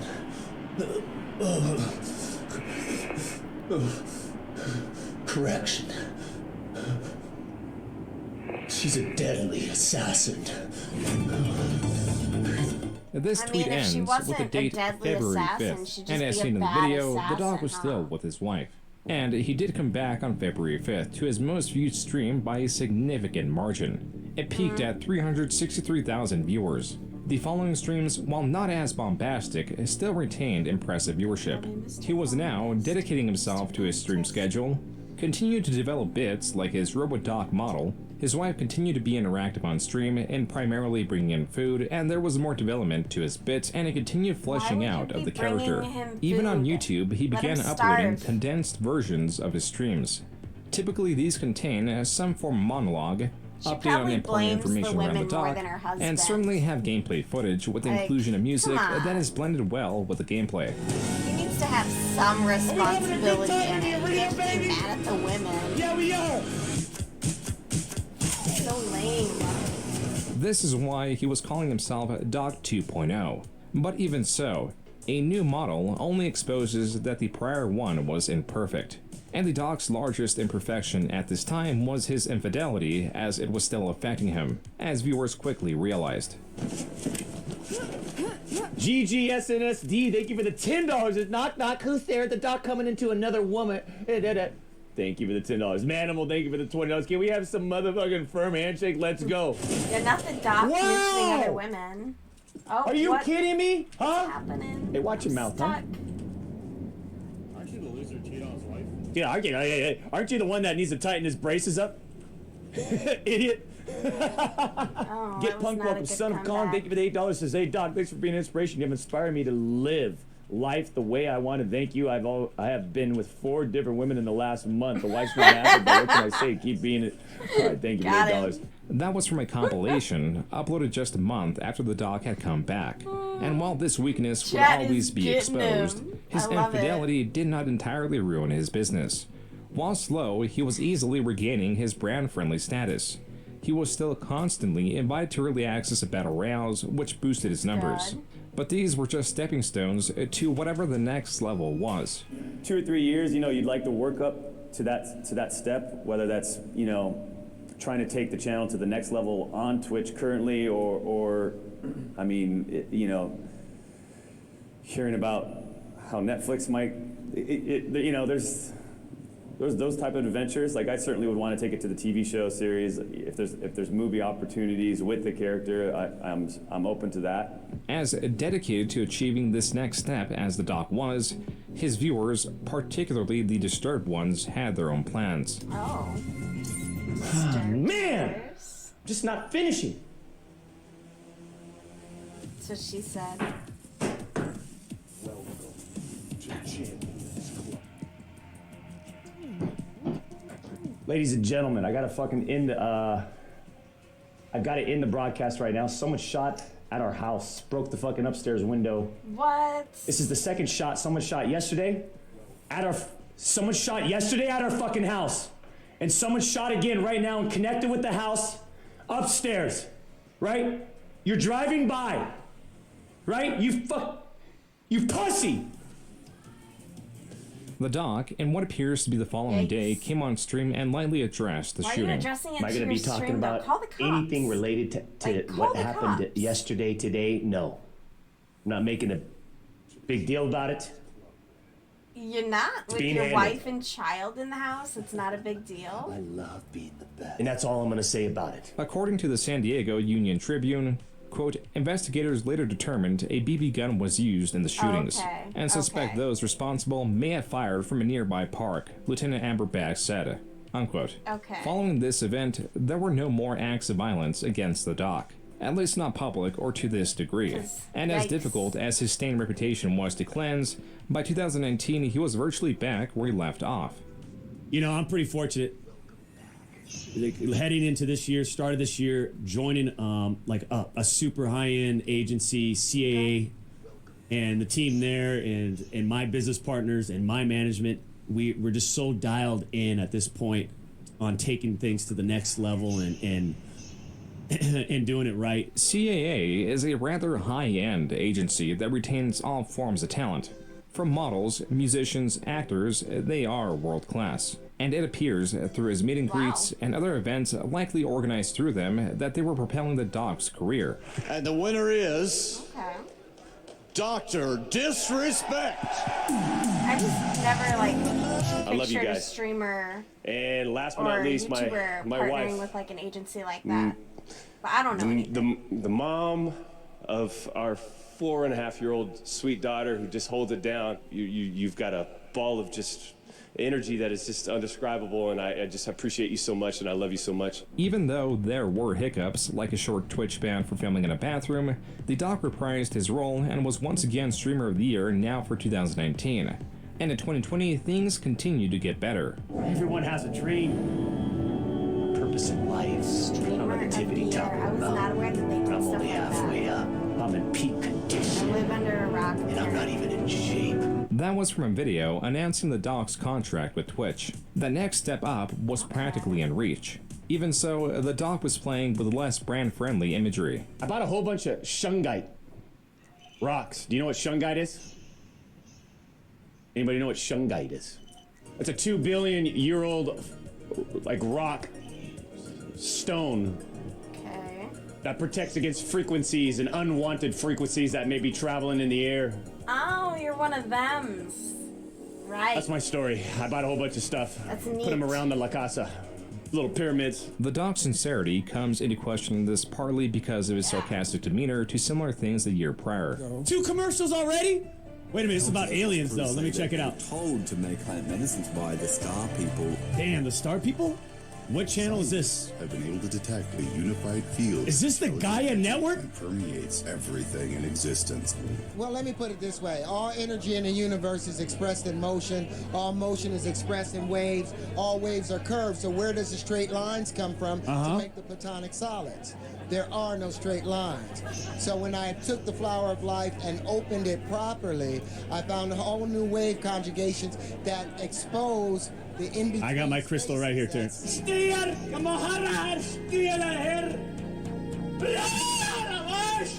The doc in 2020, with the pandemic in full swing, was seeming more sincere with some beliefs.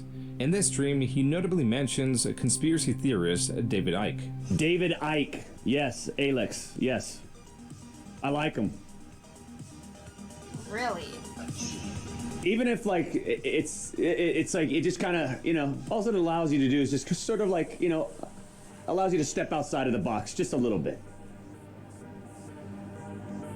Whether some of the stuff is not true or not, whatever. I think the whole goal though is to wake up. The doc goes on to say he also bought his book. I actually bought the Mrs. Assassin bought the book, actually, not me. There was then a tonal shift with the mention of Roblox. Tomorrow, will you be playing Roblox Hide and Seek Extreme on stream? Hold on, what's that? Okay. So. Roblox. Hello, Crash Nation. It's me, Ash, and I'm here with Chris. Hello. And today we're playing hide and our seek. headband. Yeah, throw him a taunt. He has the camera guy, so. The doc then sits in silence for about 3 minutes before going back to David Icke. Together. David So, Icke. I have No. a pair of mittens I ordered his book too. and a headband. Yeah, I want to read it. No, or an ear warmer. the backyard, You know, whatever you want to call it. Oh, okay. Okay, who's it? I appreciate everyone watching Who's today. it in the backyard? Who is going to be The looking? backyard's tough. We'll We get- don't really, like you said, we don't really know some of the. Yeah. We'll get through this, That is a champions. pack. I know it's a tough. That's Because I don't know this one well. life's weird right now. Yeah, look. Oh We'll, did. we'll get through this, okay? And Hey, Christopher. Dun dun dun! You better not taunt me. How dare you? fuck. Those were the last moments of Dr. Disrespect's stream. The last moments of Dr. Disrespect on Twitch, as it soon came out that he was banned. Because that was his final stream, the immediate thought was to analyze every aspect of it to find the source of the ban. Could it be the conspiracy theories or something less obvious? Some attribute the doc's lengthy silence while watching the Roblox video to him reacting to a possible notification of the upcoming ban. But it is also likely that the doc was not in the mindset to stream at that moment, considering his mind was on David Icke. And if he can't recoup his energy and entertain, he will end his streams. It's like, how do I wake up here? I need to wake up. Like, what's someone make me laugh? Someone get me like fired up. And sometimes it just doesn't happen. So you just kind of like hit this monotone of like energy, and it's just like, all right, I'm kind of getting close to wrapping this up, you guys. Right. Another item that supports the theory that the doc was not reacting to his ban was this interview by the Washington Post. Quote, being flatly denied any connection between that stream and his subsequent removal. He told the Post his comments centered on the current quote-unquote state of the world, including the coronavirus and the protests happening across the country. Unquote. It is also revealed that the doc found out he was banned while watching a friend's stream, noticing, quote, that some of the features normally available to him as a creator were not present. Unquote. This article doesn't just go into Twitch, it also goes into the effects of the ban, because as a result of this, he was also banned on Discord, and there was a belief this would affect his marketability as a whole. Quote, Beam also landed a TV development deal with Skybound Entertainment. Beam said in the interview that plans for the TV show have not been affected by recent events. Skybound Entertainment did not respond to the Post's request for comment. Unquote. Unknown to the public, the reason for this ban is sourced all the way back to 2017 and prior. It is sourced not so much from his infidelity, but because of something known as the Twitch Whispers, a private messaging feature through Twitch, at least private to an extent. What Twitch found was that the doc was messaging a minor and the messages leaned inappropriate and likely illegal. Seeing that the doc was a ticking time bomb, he could no longer be the ostensible face of Twitch. Their contract with him had to be cut short, and for 4 years, this information was kept secret. For 4 long years, the public at large did not know why the doc was banned, and only theories could provide some satisfaction. Even so, Twitch is arguably the most marketable streaming platform. Relative to platforms like YouTube or Kick, it not only has a legacy as the streaming platform, it is known for adhering to strict guidelines. While these sometimes seem to have a bias to them, their iron fist helps them to keep a clean image. It helps them get better ads, which extend to their streamers. And so for Dr. Disrespect to be banned on the most marketable platform meant that his image existed outside of the space. And so just the ban was a drastic hit on his image. This was extremely important to the doc's carefully crafted brand that at this point had a team behind it. One that was trying its damnedest to help him recover from this in the same way he recovered from his cheating scandal. But this would not be overcome. The conversation around the doc continued to lean towards theories around his ban. Slasher, a person known for the leaking of information, the day the doc was banned tweeted, quote, Look, for several hours now, I have been told from credible sources the reason Dr. Disrespect has been banned. However, due to the importance and sensitivity around the subject, I have refrained from going on it. I don't feel comfortable with it currently. Unquote. This was a terrible move on Slasher's part. One that was likely meant to garner interest to be able to publish his findings through a credible publication to protect himself from a lawsuit. In reality, it just brought frustration from a heavily curious internet mob. And to that, he would greatly regret this tweet as it became memed to no end. Wherever he went, this tweet and/or just the claim of knowing why the doc was banned was sure to follow him. Also being discussed were theories around what the doc's next move could be. The doc, through this tweet, reaffirmed that he would be coming back.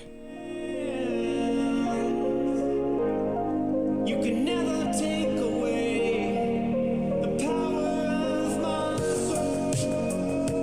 In August, viewers found that the doc had activated the membership option on his YouTube. It was only a few days later that the doc was officially back streaming on YouTube. This stream opened to a whopping 320,000 live concurrent viewers, and played about 5 minutes of footage hyping up his return. By the time the stream had transitioned to him addressing his audience, another 100,000 people had joined in. His live concurrent viewer count climbed to around 500,000, and at some point, the doc addresses the Twitch ban. Why did you get banned? Guess what? I want you to look me in my fucking eyes when I say this. Okay. Okay? You're not looking me in my eyes here. Hold on. Okay. There we go. I really want you to look me in my eyes. Okay? It's like 2 parts. Jesus. I really want you to look me in my eyes when I say this. We still have no idea. Bullshit. And I'm gonna tell you this right now. As far as I'm concerned, we didn't do anything to warrant a ban, let alone how they went about banning us. No communication before, no reaching out, nothing. Boom. There's big money involved. So let the legal professionals do what they need to do. The first step to restoring his career would be to get back on Twitch. This would be their blessing and would place him back on the path he was on, because no matter how successful the doc was, no matter what celebrity or athlete the doc played with, this was always a barrier that had quite literally cut his revenue. I make probably a quarter of what I was making on Twitch. A year later from being banned from the platform, well, you know, a lot of people think, hey, Doc, you did good. You're incredible. Listen, we've certainly tried to maximize the most of what we have to work with. So our ultimate bigger building out of the umbrella and the Doc universe and everything, whether it's obvious or not, the blacklisting, the shadow banning, it's happening, and as well as you think we're doing, and I think we're doing well enough. I'll tell you, man, it's been extremely disheartening. It's been a roller coaster of emotion, and it's absolutely fucking sucks. And to end off my little discussion here, but a lot of people ask me, do you know the reason? Yeah, I do know the reason why now. I've known for months now the reason why. Knew forever. And I'll just say this right now, champs. There's a reason why we're suing the fuck out of them. The doc in the past has talked about how much anxiety this ban has brought on. That and an understanding of how untouchable from a company's standpoint he's become. For that reason, this lawsuit against Twitch serves multiple purposes. Even if it won't allow him back on the platform, it could clear his name to some degree if he wins. If it is found that Twitch was negligent in their decision, he could appear more appetizing to the companies that have been ignoring him. To that, on March 10th, 2022, the doc tweeted out that the lawsuit had been settled with the cryptic line, quote, "No party admits to any wrongdoing," unquote. Additionally, the doc makes it clear that he will not be returning to Twitch. While it was later revealed that he was able to get his contract paid in full, the other purpose of the lawsuit was not realized. He was not able to clear his name entirely and was not able to get back on the path he was on. But he did work with what he had and delved into other projects. This will be, I just feel like this will be the last sneak peek.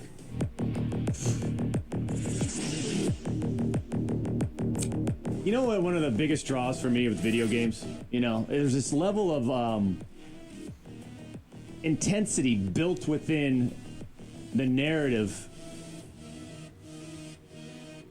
of the competition.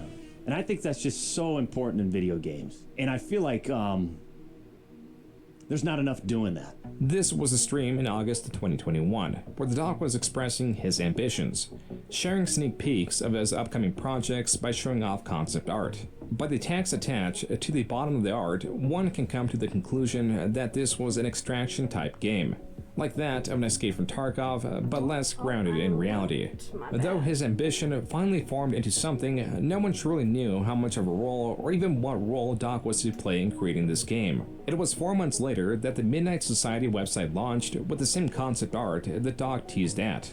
And at the bottom of the screen was Doc as the co-founder. This was updated the following day with the additional text, quote, 6'8" visionary, unquote. This confirms that he was not just on board in this project for the singular game or just an advisor or the like. He was integral to the studio. And with his persona, the dog, instead of Guy Beam, tied to the studio would be its marketing force. Listen, in regards to NFTs, you don't have to have NFTs to play the game. It doesn't change your experience of the game once it releases, and it'll continue to be free to play, right? You can't buy your way to win. However, for those of you who want to get more involved, there are ways to do so involving NFTs. The chat's reaction was mixed when talking about non-fungible tokens mixed into the game, but the doc was seemingly sold on including them. Quote, imagine trying to extract with an item you discovered worth $100,000 on the chain. Think about entertainment value as a viewer, let alone player. A new PvP experience is upon us. Unquote. While the doc does have unique ideas, the view on NFTs, largely due to the environment of fraudsters they come with, mixed in with a strange culture, NFTs does not make for an overall appealing aspect of the game. But then again, another reason for its inclusion is to fund the game. This is no quick cash grab. We're not interested in it. It's pretty obvious what the message is and our intention behind it. You think I'm interested in a cash grab of we are going to go out and raise 50 to 100 million. This was his project, likely done in replacement of a would-be television show or other form of traditional media. But the doc, keeping his head down, mostly avoiding controversy, was working to some benefit. In particular, he had an appeal to more athletic gamers, or at least those interested in sports. That's why he continued to excel with sponsors related to sports, or actually just in them.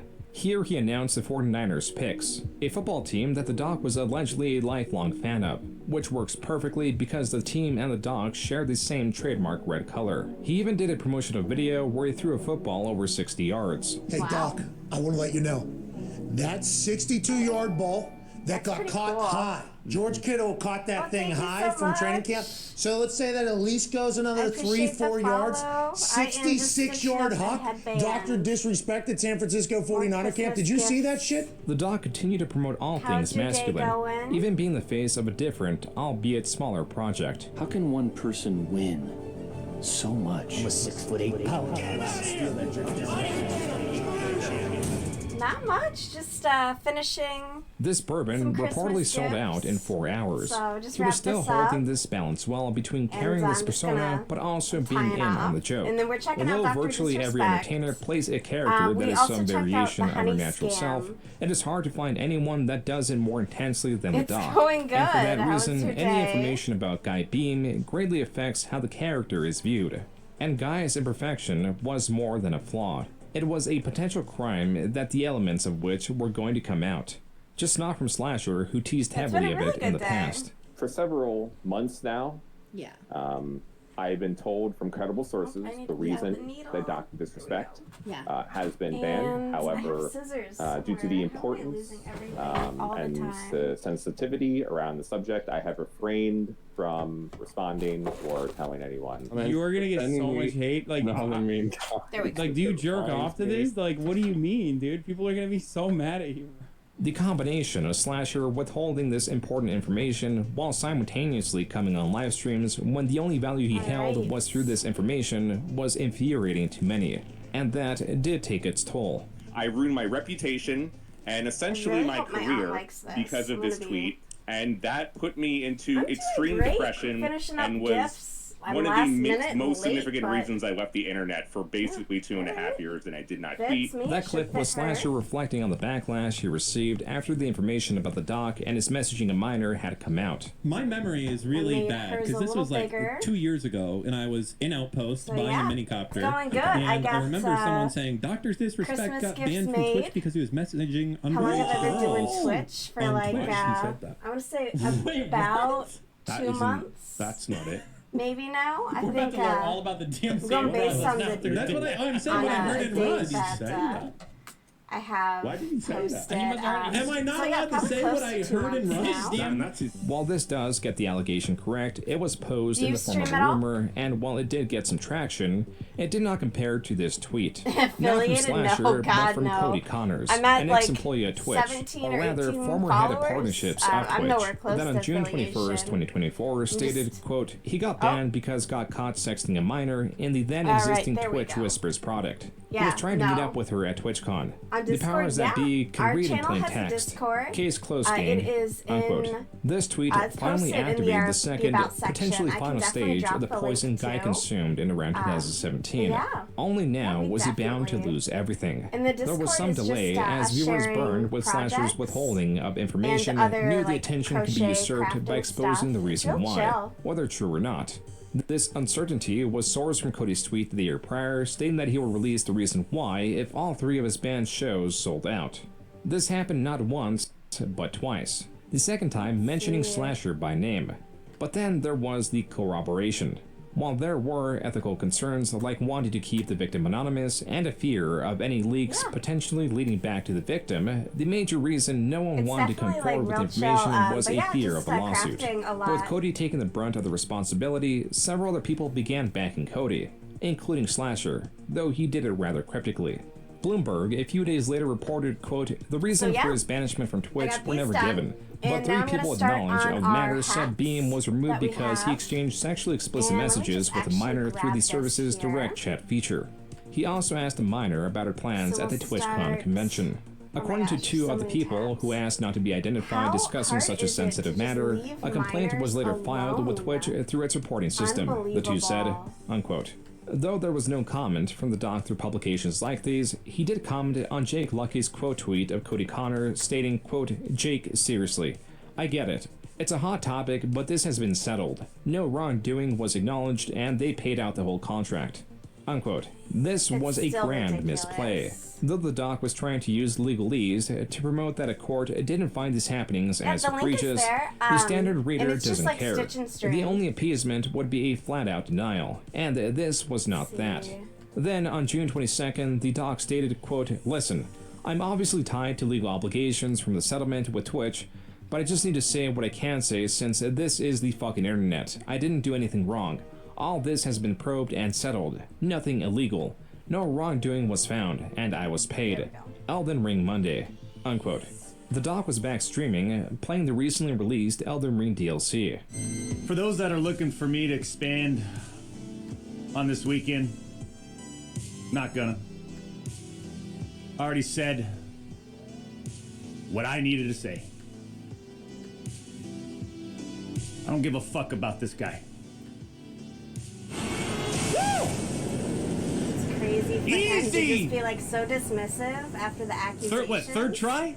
That's crazy.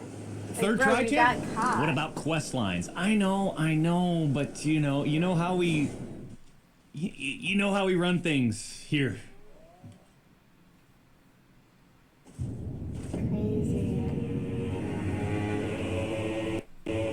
The dog sits in silence for nearly a minute, only breathing heavily within that time. He then starts so calling out weird. donations as a streamer would. Thank you for the 5. How we feeling, Doc? Says Roy. I'll be honest, I'm feeling a little fatigued. Feeling a little fatigued. There we go. We came in here, champs. We came in here. Oh no, High I only energy. have the channel Discord. Thank High you energy. though. Like you could definitely But I'm telling you, reach man, I'm out just to me there. But yeah, no. What are you just feeling trying fatigued. to chat about?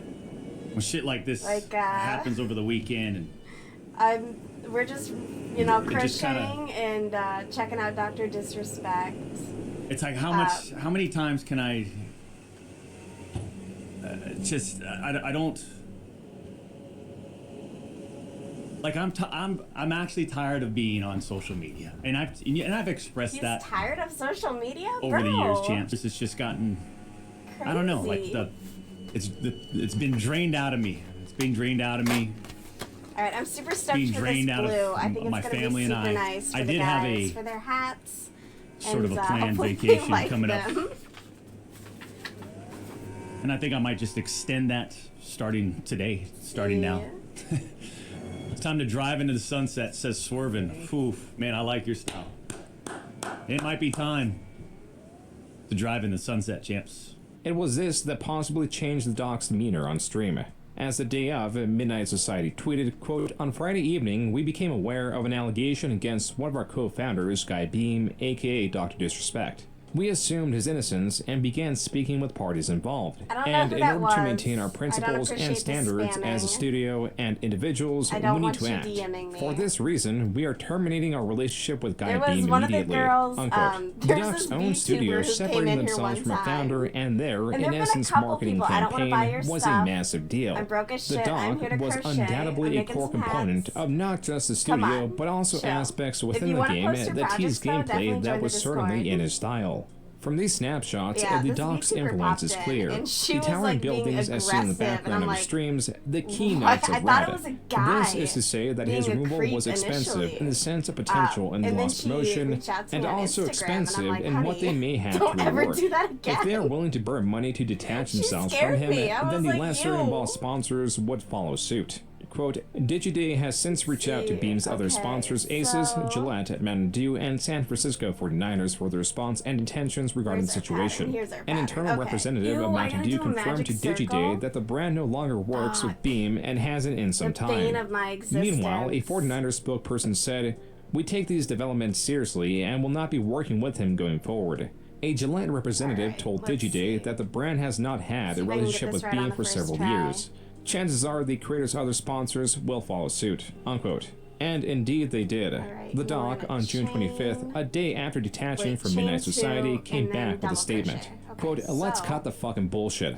As you know, there's no filter with me. I've always been upfront and real with you guys on anything that I can be upfront about. And I'm always willing to accept responsibility, which is why I'm here now. First and foremost, I do want to apologize to everyone in my community as well as those close to me, my team, and everyone at Midnight Society Game Studio. Were there Twitch Whisper messages with an individual minor back in 2017? The answer is yes. Were there real intention behind these messages? The answer is absolutely not. These were casual, mutual conversations that sometimes leaned too much in the direction of being inappropriate, but nothing more. Nothing illegal happened. No pictures were shared, no crimes were committed. I never even met the individual. I went through a lengthy arbitration regarding a civil dispute with Twitch, and that case was resolved by settlement. Let me be clear, it was not a criminal case against me, and no criminal charges have ever been brought against me." Unquote. The Doc goes on to say he is taking responsibility for his actions, and then states, quote, "I'm no fucking predator or pedophile. Are you kidding me? Anyone that truly knows me fucking knows where I stand on those things with those types of people. Fuck that." I mean, it'd be Finally, like Chris if you're Hansen uncomfortable getting with this caught entire in a statement and sting think I'm a piece of operation. shit, that's fine. But I'm not fucking going anywhere. I'm not the same guy that made this mistake all those years ago. I'm taking an extended vacation with my family as mentioned on stream, and I'm coming back with a heavy weight off my shoulders. Unquote. This reads as a more genuine, less public relations infected statement, and an honest one. Which was a problem. Whether through anxiety, anger, or something similar, the Doc fully admitted to talking inappropriately to a minor. Even without the messages or no criminal charges being brought forward, this acknowledgement is disturbing enough. This was the proverbial nail in the coffin. This tweet was later revised to remove the word minor, but then revised once more to re-include it as people took note. Then the statement was later deleted altogether. But the Doc also stated he did plan on coming back. And if he was not done, then neither was the chaos. The falling of these dominoes were getting larger and hitting harder. In late June, Deanna Love tweeted, quote, "During that time in 2017 when he was cheating on his wife with not only me, a trans sex worker, but also another woman, and texting a minor, he was also exploiting Wait, what happened? me by making me give him cam shows with the promise of partnership. After the cam shows, he went ahead and blocked me." Unquote. Deanna's evidence is through a video attached to this post showing messages with the Doc through Twitter and later Snapchat. Some read, quote, "Nice. I feel like releasing one now. Yummy. Should I let it go or hold on? I mean, I'm gripping now. Boom." Unquote. The Doc had become so untouchable that now even his streamer friends had come out against him. Seeing everything on Twitter, and I read through Doc's tweet, and in that very tweet, He basically confirms that, you know, he was texting an underage girl, and it went weird sometimes. Why you know, and even look, text them? just to be Like, blunt and straightforward, man. That's inexcusable. I'm in my It's early unacceptable, 30s, right? and Can't I support feel it. I can't weird defend being it. friends And, with people who are in like their early 20s. Look, the boys and I are torn up over it too, man, because we played a lot of It's like games we with don't the guy. have that much in and common. Maybe feels a go little like weird, but experience some life, and then we can what chat. can you do, you know? So I just wanted to update you guys on my thoughts and how I'm feeling. If he knew Doesn't apply to that you, was though, a minor, Vivian. and those It's were been the a minute, messages being missing sent, you. I cannot support that. Typically, when a creator alienates an audience with a partisan belief, they reinforce their standing with a different audience. But talking inappropriately to a minor is a bipartisan issue. Even so, the doc did try to get his feet wet. He tried to reframe the character with a tweet that broke his month-long silence, one that shows he is playing chess and that his opposition is playing checkers. The reframing comes from his replies found below. Responding to a user that asked if he was playing with a minor in the photo, the doc responded, quote, "Good one, she, her. The internet will never fix your real threat, depression," unquote. The doc makes it a point to bring out the pronouns in their bio and associates it with depression. A core piece of the doc was to trash talk, but to not get personal. Being that this and other replies ratio his own tweets show that this experimentation to appeal to partisan beliefs shows many things. It shows that this experimentation was a failure. It shows how disliked he has become, and why the character does not work when there is such a grievous flaw. On August 14th, he tweeted that he enjoys this vacation too much right now, but will be back soon. Soon in this context was a little over 3 weeks. As on September 6, 2024, the doc was back with a stream titled The Truth. After over 20 minutes of wait that included his lengthy intro and a game of Wordle, he was finally addressing his audience. I guess since you all missed the point with my personal statement,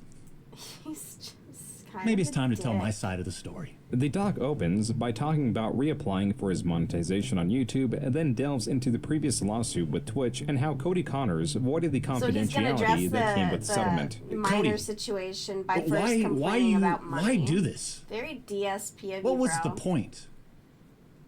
This was settled professionally.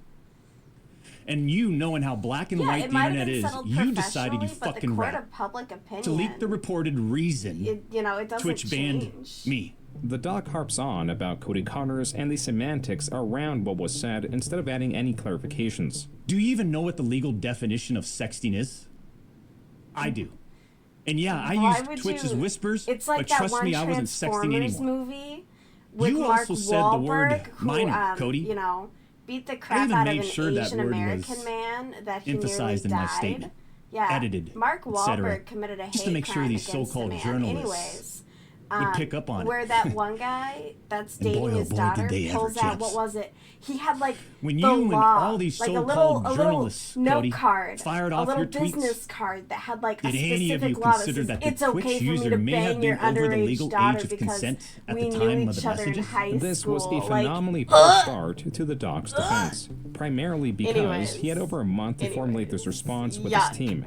And this is the best That they can movie was represent fucking this situation. weird. Not just by not clarifying his side of the like, messages yeah, as the he's a confidentiality agreement was driver. broken, but also deflecting to Cody Connors and how he went above and beyond to report the Twitch whispers. Additionally, the doc fails to name these journalists directly, but is likely referencing the Bloomberg article because they use the word explicit. Twitch's trust and safety team, the same employees that decided to ban me, internally admitted that the whisper messages were not sexting. 30-minute hats, bitch. It's And gonna take two, me 2 fucking Twitch's hours. trust and and I safety already team, the know same it. employees that decided to ban me, why you internally lying? acknowledged that the whispers did not constitute child sexual abuse material CSAM.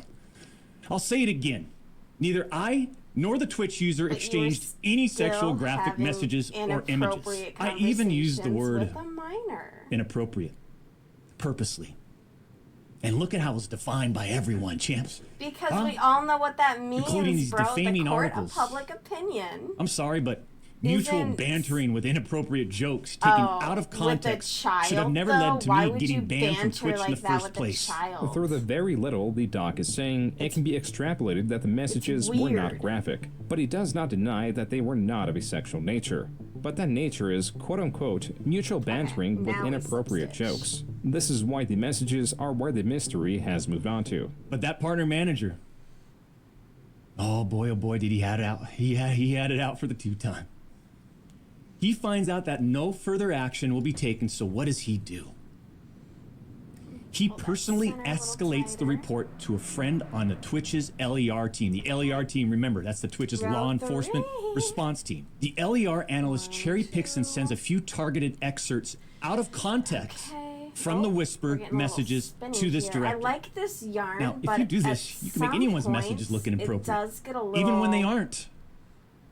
stringy. Within less than 1 hour, how I would describe this it. LER analyst and his director have made the decision to suspend me I don't from know if Twitch. the camera will pick it up, but like you can kind of see Twitch where it submits a report to NCMEC. It's just a little You guys all unruly read to those work with. little Just a articles, huh? little. The doc points out how the director was on vacation every and did not other have access to the work computer and had to rely on what the easier ways analyst to sent. write The doc this. also explains the NCMEC, Far or be the it for me to National Center criticize for a Missing pattern, and given Exploited that I can't Children, follow was most of notified. them. Guess what? I just don't follow directions. As far as I know, and over 4 I'm working years on have it. passed.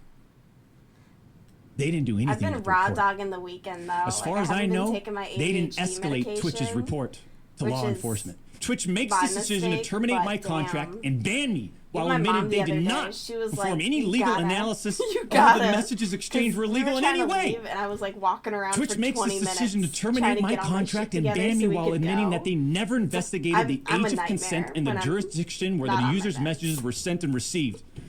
Twitch not makes bad, this I'm just decision to terminate my inconvenient. contract and ban me without ever interviewing me, the user, or any other third party, including the partner manager. It's fucking unbelievable! The doc states that Twitch did not look into the jurisdiction of where the individual lived, which implies the state that they lived in has age of consent laws capped under 18, Oh, you creep perhaps for 17 or even knowing 16. that. You're but a failing to creep clarify for the age knowing makes the that. latter two ages more likely. In failing to verify such information, Twitch's escalation to the SCMEC could have been pointless because the individual could have been of legal age. The legality is perhaps what the doc is relying on. One retelling of events can be that the doc messaged a for- human of legal age. Another retelling could be that the doc, a man now in his 40s who has No, a wife and a because child, sometime in the past 5 a years man sent messages takes of a a sexual, child non-explicit intentionally nature to a to state someone who where the could have age been a of minimum consent of is 16 lower. years old. Even One that's sounds a much crime in better than the itself. other, but the doc only provides enough information to justify you're the only former gonna seek explanation, out people and to that he in admits certain that states Twitch whispers so look that you bad. can And I'm not appropriately denying have the exchange of inappropriate whispers, conversations champs. with them? I'm not denying that to all of you out there. It looks bad. It sounds I have no like way you're of knowing if the denying Twitch user thought our exchange of whispers was doesn't sound inappropriate. sorry. If it was, I apologize. In the response, the doc both failed to state the person's age and provide the messages, though viewers did try to get it out of him. Show the People want- messages. show the message. Release the messages. Yeah. Show the messages. Let us read them, you sick fuck. I'm not gonna do that. What are we in second grade? Yeah. Though some did buy the doc's Yeah. framing of events, many weren't happy I with want to his see the defense. messages. And I understand that he feels the need to defend himself. I know a lot of people are coming at him. And I know his premise and what he's dying on is that what he did was not illegal. And look, I get that. But at the end of the day, you messaged a minor. Yes. And it was inappropriate. For me, this is not about legality. Things will not be absolved for the doc Exactly. until It's there about is the fact that clarity. you're a creep who Clarity in wants how to old talk the to person kids. actually was. His dancing around facts did manage to convince some of his audience, but even so, his reputation is now tattered. that The events convinced sourced you, from around you're 2017 have You're slowly sus as but fuck. progressively and painstakingly destroyed Guy's dreams. Every step of the way, he has tried to fight his sour reputation and temper his ambitions. From his high popularity in terms of acceptance, he was the quote-unquote face of Twitch. He was inches away from developing a TV series around the doc, but that quickly died. He settled on making a game, I mean, and that Netflix too, could after still do years a of commitment series. and work, was ripped away would from his just be like a claws. He has two-parter, been the stripped rise and and fall, destroyed. you know? It is unknown I'd what his watch future it. entails, I don't have but it is Netflix, certain but that I'd his watch previous it. goals that were so close, so tangible, will now only remain in a haunting memory. Because the character Dr. Disrespect, along with his ambitions, have died. Damn, June. That was beautiful. That was beautiful. Wow. All right. Hold on. Bear with me. Hold on. I got a quick. I wanted to. How did I not be subscribed to you? That was great. Okay, let's see here. Here we go. This piece of. Oh, do we want to do? Okay, so it's 9:33. 9:34, so I'll commit to an hour. I want to get a hat made. I need Only to get a Use Me hat Blade made. is a name that may bring a few things to your mind. Okay. You might think of the chill guy who used to make Call of Duty videos running around only using a knife. Obviously, I do commentaries on Modern Warfare 2, and I also played 10 Prestiges over in COD 4, knife and only. Or if you have the misfortune of discovering Blade later on in his career, the thought of an extremely drunk man yelling slurs and passing out on live streams may come to your mind. Believe it or not, the man on screen right now used to be a pretty big YouTuber, at one point having over 600,000 subscribers before his channel was deleted. How did Blade go from being one of the top creators in the Call of Duty community to a blackout alcoholic every night on live streams? This is the story of Only Use Me Blade's 10 plus years of failures. I love an Brian open Rizzo, world better game. known as Like, Only I Use like Me The Blade, was born on Witchers, December I like 3rd, Far 1982, Cry. making him currently I like, 41 years GTA's old. okay. Only Use Me Blade started creating Call of Duty like, I YouTube wanna be videos able in to just kinda go 2009. do what I Back wanna in this do era of instead. YouTube, Call of Duty And, like, gameplay play the videos were in game high as, like, demand, and Blade was not like your choose. average player. The But, thing like, that made Call of Blade Duty and stand out stuff like amongst his that, competition where was his you're just there to playstyle, play the opting to only use a knife to get kills in the game, hence the name Only Use Me Blade. Yeah, no, This is a that cool little makes situation. sense. Oh, sit down. You sit down. And then I saw in the corner, the dude was over there out on the long scrappling thing, and sit down.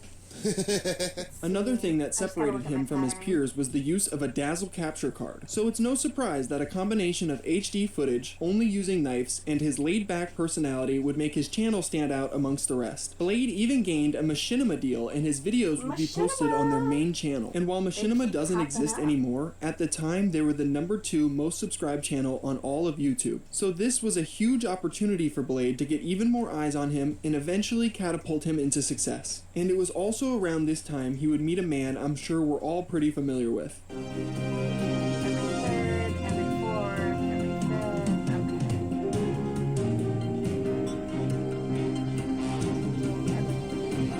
What is up, Trouble Alert Nation? I'm your host, Killer Keemstar. Let's go right into the news. That's right, before Drama Alert was even a thing, Blade would become friends with the now infamous Keemstar. These two would become good friends. I'm sick of it. I'm sick of it, dude. Ew, what was with his Do you wanna take this facial outside? hair? I remember back then my dad had like a Ready? Let's fucking do goatee. this. It was awful. I was so happy he's not doing that shit anymore. Hey, Blade, say hello to my little friend. What Keemstar calls his dick. Got him. Got it. In fact, they became such good friends that Blade would move from his hometown, Seattle, Washington, to Buffalo, New York to be closer to Keemstar. This would make it easier for That's the two a of them to terrible do their choice. new podcast called The Bad Kids Show. Apart from this podcast, Blade and Keem would also do prank videos like this. So, I got you some ice cream, cool?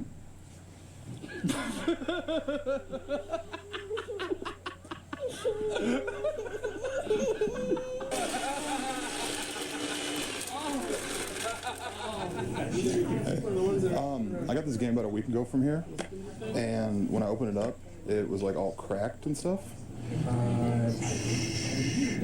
Did get that from here. That's not out yet. Well, I don't know, like I paid like $40 extra for like some early release. And they would also make vlogs documenting things like their trip to the grocery store.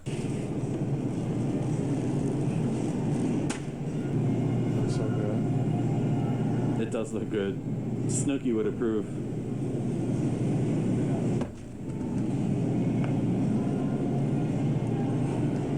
Such a bad kid.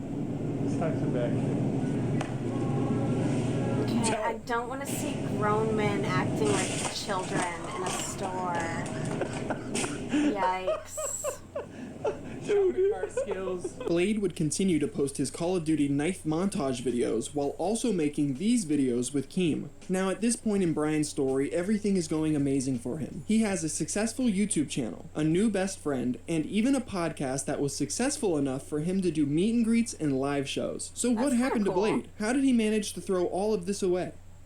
Going into 2012, a game called Minecraft would start to become very popular, and a Yes. majority of Call of Duty creators did. would start making the switch into doing Minecraft Let's Plays. Blade, however, was not one of these people and continued to stick with his knife-only Call of Duty videos that he had been posting for the last few years. A funny thing Blade decided to do in 2012 was compete in a dance competition for a show called Dance On. My name is Brian. My YouTube channel is called Only Use Me Blade, and I'm from Seattle, Washington. Been on Really? YouTube for a little over 3 years. The reason for me starting my YouTube channel was I wanted to relive my favorite moment. I currently have a little over 500,000 subscribers, and I have 3 videos with over 1 million views. The reason why I want to do the show is just to kind of show the world that, you know, the stereotypical gamer can actually go out, be active, and dance, and do something besides just being a basement dweller.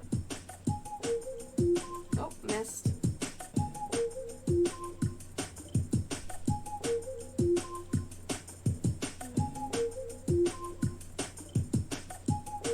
Bryn, how was your time? Well, one thing that you guys don't know is that he just quit smoking on Friday. He just quit drinking, and he's trying to use this also to lose weight. Quitting drinking and smoking is something that will be quite a common trope for Blade throughout this That's a story. tough Going into one. 2013, Only Use Me Blade was still making the same content he had been for the Like, last 4 years. particularly Call of if Duty you do, commentary, like- only using a knife. Because Blade refused worked to in adapt to the restaurants, times and and play I other smoked games, the cigarettes interest so in that I Only could Use Me get, Blade like, content started smoke to break, dwindle. you know? A combination of Um, recycled content and a then general decline in I interest started in the dating Call of this Duty guy who commentary was like, community "Oh, you would should really cause totally, Blade's like, channel check to out start dying. vapes." His videos would start And to get so significantly less views that as ended time up went on, and actually, it like, wasn't until 2014 when increasing Blade would do my his first nicotine IRL drinking stream. And that made it Blade is so live much streaming worse. me And quitting right that now shit for was a this video. bitch. Sponsored But by I am happy I Jägermeister. quit. I don't miss I'm gonna do it. an It was unboxing, awful. and then I'm gonna do this trick where slowly throughout the night, I'm actually gonna empty the contents of this. Ladies and gentlemen, what you are witnessing is the beginning of the end. Drinking stream. This should be good, or not, or not. Yuck. Whatever. That Doesn't matter. shit Let's is go. so On Blade's new awful. live streams, you could pay him to do you take shots of just drink alcohol, and this that? would start to become a common occurrence on his channel. Yikes. This resulted in many moments like this.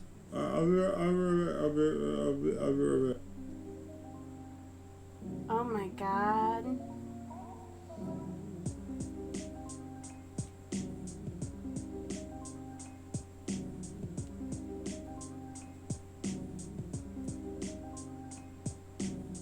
Oh my god. Appreciate bro, Jaeger bomb. That'll work.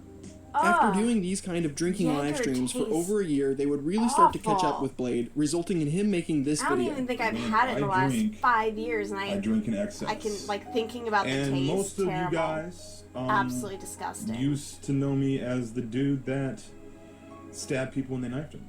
And Now you're the lately, dude that drinks. over the last year, because I've been doing That's what's called drunk terrible. streaming, where I sit in front of the computer and people donate money for me to take shots, and I get stupid, and it's a shit show.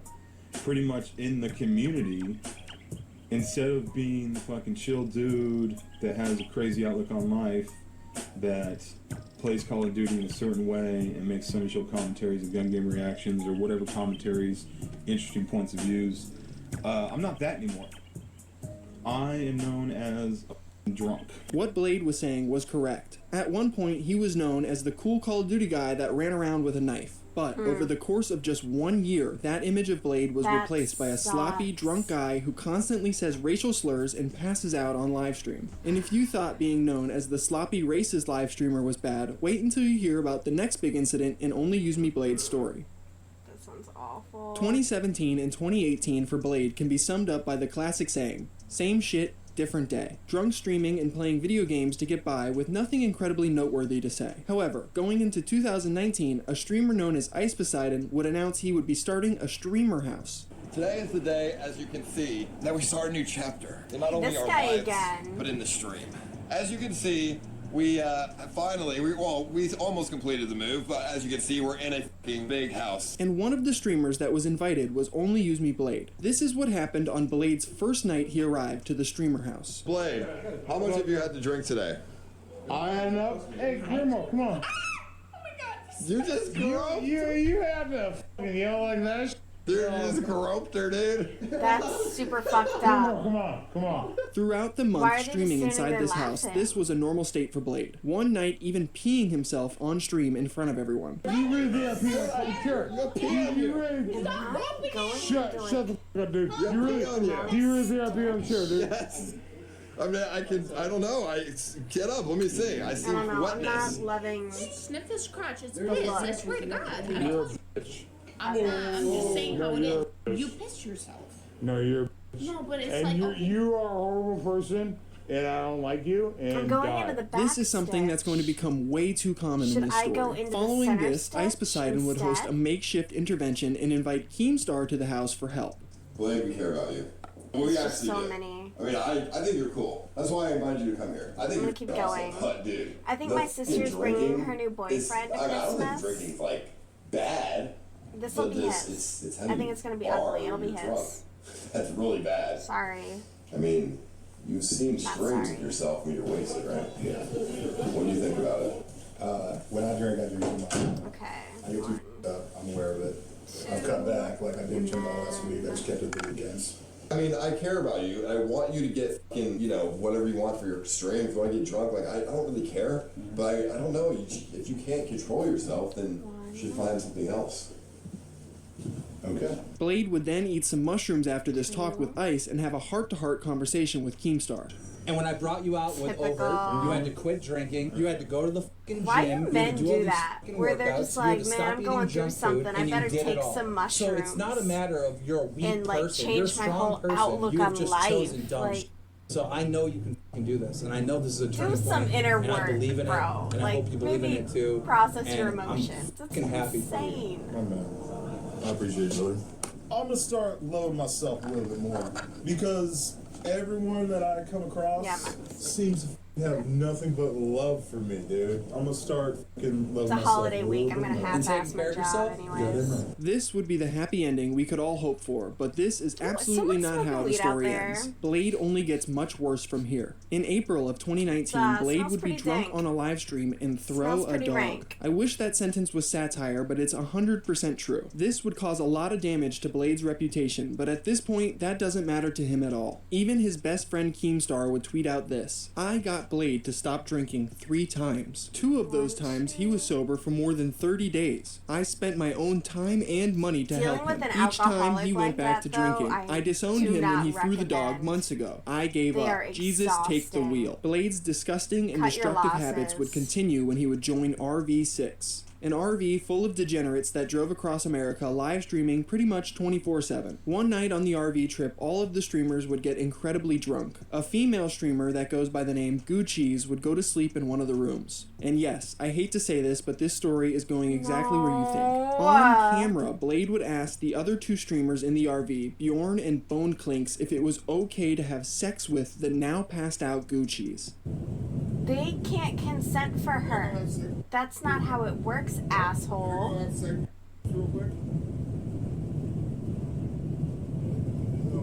Instead of telling Blade no, they watch him get up and go to the back room where she's sleeping. No.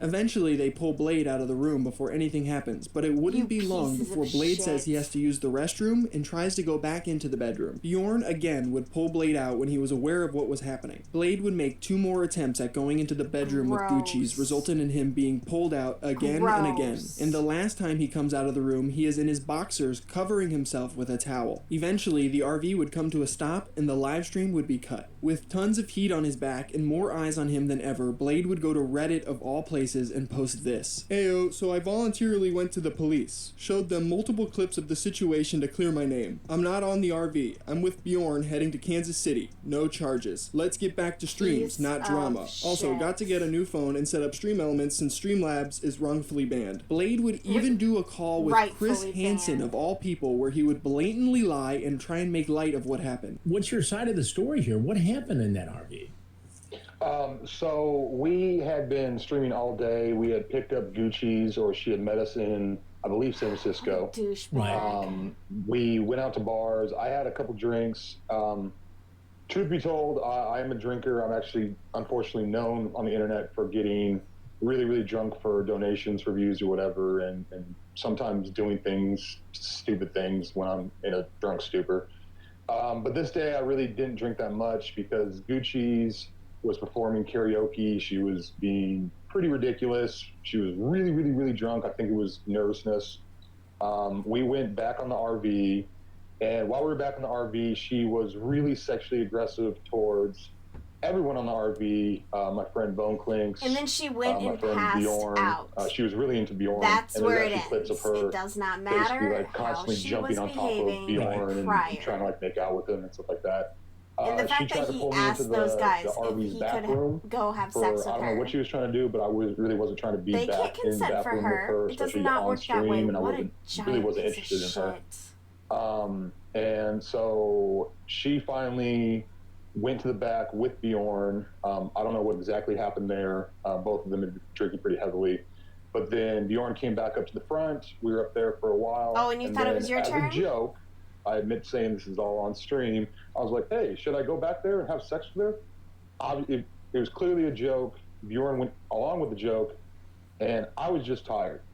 All I wanted to do was get some sleep at the big bed. If you face from the RV looking at the What a bed, dirtbag. Gucci's is on the left. What in a a blanket. dirtbag. I gather a blanket and I proceed to go to sleep, or at least attempt to go to sleep. Did you sexually assault or inappropriately touch Gucci's, Jessica? Absolutely not. Absolutely not. I did not touch her in that bed at all. Gucci's herself would state that Blade did not her, but he did sexually assault her. I'll admit that he didn't me, but he definitely like sexually assaulted me. Not much would happen to Blade over this, and he would even say this on stream not long after the incident. I don't give a call Gucci's. Wait, what do you say, Gucci's? Oh, her again, her again, her again.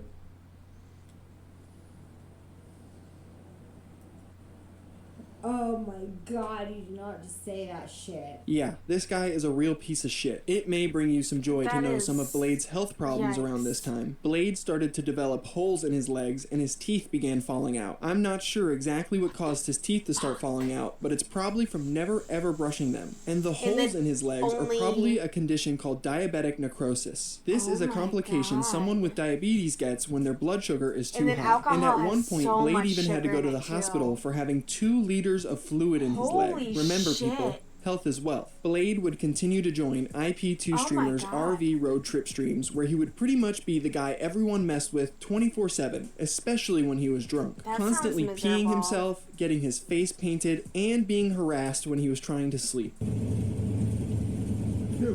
come on, dude. Dude, come on, dude.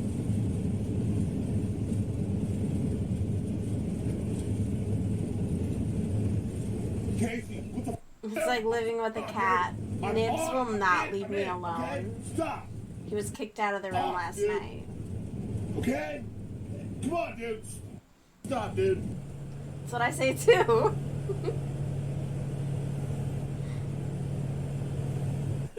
I know, man. I'll be dying. White face, that's white face. Andy. Am I there yet? Almost, okay. I'm like, damn, this is taking forever. 30 minutes, my ass. You look stupid. Did I do this with milk? Remember? Hurry up! Dive faster. Speed it up. Speed it up, dude. I'm trying, damn. There you go. Wait. I'm not a speed crocheter. Shit.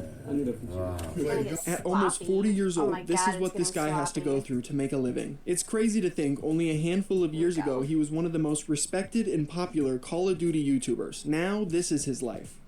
You don't want to go home, Blade. You don't. You had a legendary stream today. You're not going home. Not really, dude. We're gonna fucking monetize my Sundays.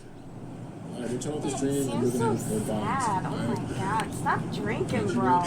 Like, that's the level. To add insult to that you injury, have a in November of serious, 2021, Blade's YouTube channel with over 600,000 subscribers would be terminated. This would not stop him from ban evading on his second account, but this did pretty much cement him as a permanent IRL streamer going forward. In January of 2022, Blade would acquire his own RV that he would live in with his girlfriend Beck. I know I said, oh, I'll never be on an RV again. Now I'm going to live on an RV. This is now my home. There is not much to note about the Blade and Beck RV streams. This was actually a pretty boring and stagnant time for wild only use me Blade content consumers. And it wouldn't be until October of 2022 where things would pick back up. It was during this month Blade's RV would meet up with RV7. Inside this RV was Chicken Andy and Gucci's. Yes, Blade and Gucci's met back up and it was like nothing had happened between the two of them. I don't know, man. The IRL streaming world is a very degenerate place. When these two RVs met up, Blade's girlfriend Beck would be caught cheating with Chicken Andy. Don't worry about Beck. She's getting it. She's getting it, Bob.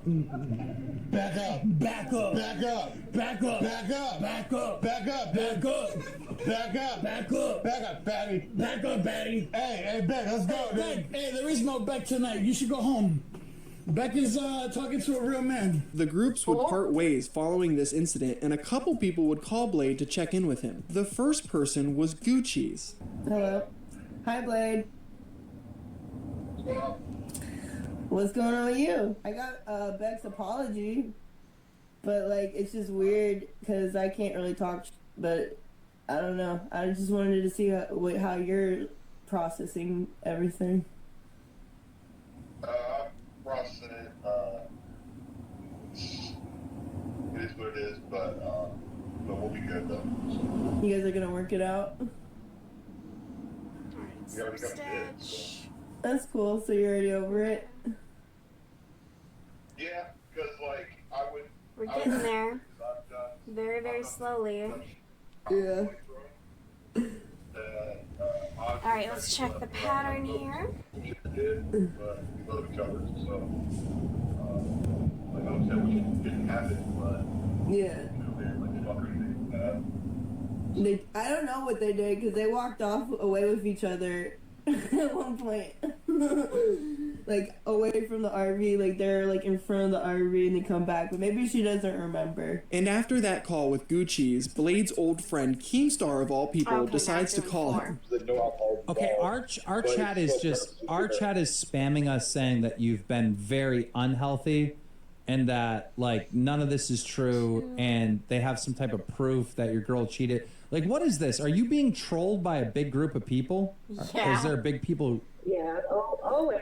That's this community. Probably the IQ bullshit, you know? Like I besides like viewers and shit like that, you know? Like if he could get away from that, he would. Livestream Fails is saying that they have proof of you cheating on Blade, young lady. Of course they do. What are they talking about? What are they referencing? Pull the clip. Do you know what they're referencing? They're talking about outside when Chicken came up to me and kissed me, but nothing else happened. Wait a minute. You kissed another man. Did you kiss another man? He kissed me and I kissed him. Yeah. Okay, so that sounds like cheating. If Brantley kissed a man, would you consider that cheating, Keem? Yes. And like I said, things only keep getting worse from here. In December of 2022, Blade would crash his RV into a pole and wreck it, causing him to need another place to live. There's no parking brake. Was he drunk? And the brakes are kind of shoddy. Okay. And I was going a very steep hill, lost power in the RV, and couldn't turn the engine over, and basically started rolling down the hill. I was basically racing down the hill backwards. No, I wasn't litty. I don't drive drunk. Okay. We make jokes about that. That wasn't driving drunk. There's no, it wasn't Beck on pills. It wasn't any of that bullshit. I was completely sober, completely alert. It was a fucked up situation. I was going up a very steep hill and lost power to the RV, and it started rolling backwards, and I was standing on the brakes, standing on nothing.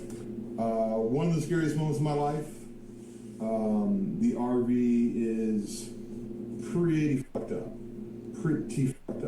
It wasn't in perfect condition before this, but it's pretty fucked up. And after couch surfing on more RV streams, sometime in early 2023, Blade would acquire his own home. And for some reason, he decided to turn this home into a streamer house and invite a bunch of degenerate, drug-addicted IP2 streamers over to stay. Almost nothing good came out of this endeavor, and it wouldn't take long for an absolute tragedy to happen. A man named Willie Two Guns would show up to Blade's. Willie was a big fan of Blade and was also dating Beck, Blade's now ex-girlfriend. Another fact about Willie is he had congestive heart problems and was ordered by his doctors to do nothing but rest. I love you all. You know that. Willie Two Guns, I've always been positive. I have congestive heart failure. Yeah, he's like feeling it. My cardiologist says don't do anything but rest and relax. But you know what? Body tells you can do. If you guys had a deficit deadlift that would hold 14 45-pound plates, I would row that out. However, he did not listen and instead decided to mix a bunch of his medications with a nearly full bottle of Crown Royal while staying at Blade's streamer house. And this ends about as badly as you expect it to. Willie would go on to pass out standing up, and nobody helped him get to a safe place to sleep before he fell. Hey, you good? Listen, hey, you good? We need to get him. He's We not need to good. get him laid down before he falls. He's gonna fall down and really hurt himself. He's fine. All right, fine. You say he's fine? It's on you if he falls and breaks his face. I'm trying to get him to. He's passing out, dude. He's drunk as shit. Unfortunately, the worst thing that could have happened happened, and Willie fell and hit his head pretty hard. Someone else's well-being is more Yeah, important. I kept telling you he was gonna fall. Now he's on the ground. Now he's where he needs to be, so it worked out. All right. What pieces of I hope shit. he's okay. That's the main thing. I'm trying to roll a cigarette with one hand and it's pissing me. Oh my god. Okay, Oh, dude. wow. Instead of immediately calling an ambulance, they proceeded to mess with the unconscious man and even painted on his face. And it wasn't until they really couldn't get him up until they decided to call an ambulance for help. This incident would cause Willie to go What into a a bunch coma of for over a idiots. month and eventually pass away. And this is how Blade would give a Willie update to his chat. Every stream for the last month and a half, it's been an ongoing thing where people have been asking for a Willie update. And I promised you that I don't have a Willie update. I didn't have a Willie update. And so that's why I never spoke on it. Beck has spoke on it before of what she knows. I'm just going to be just letting you guys know what the situation is. 2 days ago, Beck found out that Willie actually passed on either the 8th or the 7th. Basically 2 weeks ago. So, it's been confirmed.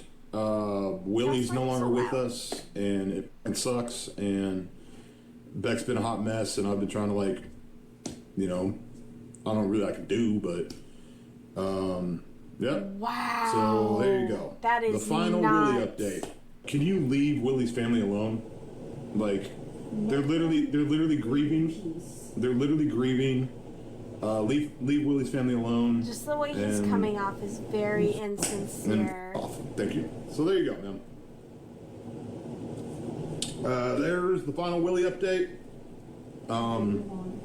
Move on. After a few drinks, he decided to remind his chat about Willie. Was wondering about Willie. What's going on with Willie DOOD? What's going on with Will? Willie What's going died. on with that? Willie, can we get an update? No, Can we Willie get a died, Willie dude. update, champ? Willie Will died, update? dude. Willie. Yeah, I didn't do it. I didn't kill him, but that Willie died. That Willie died, and I'll take you with me in my dreams.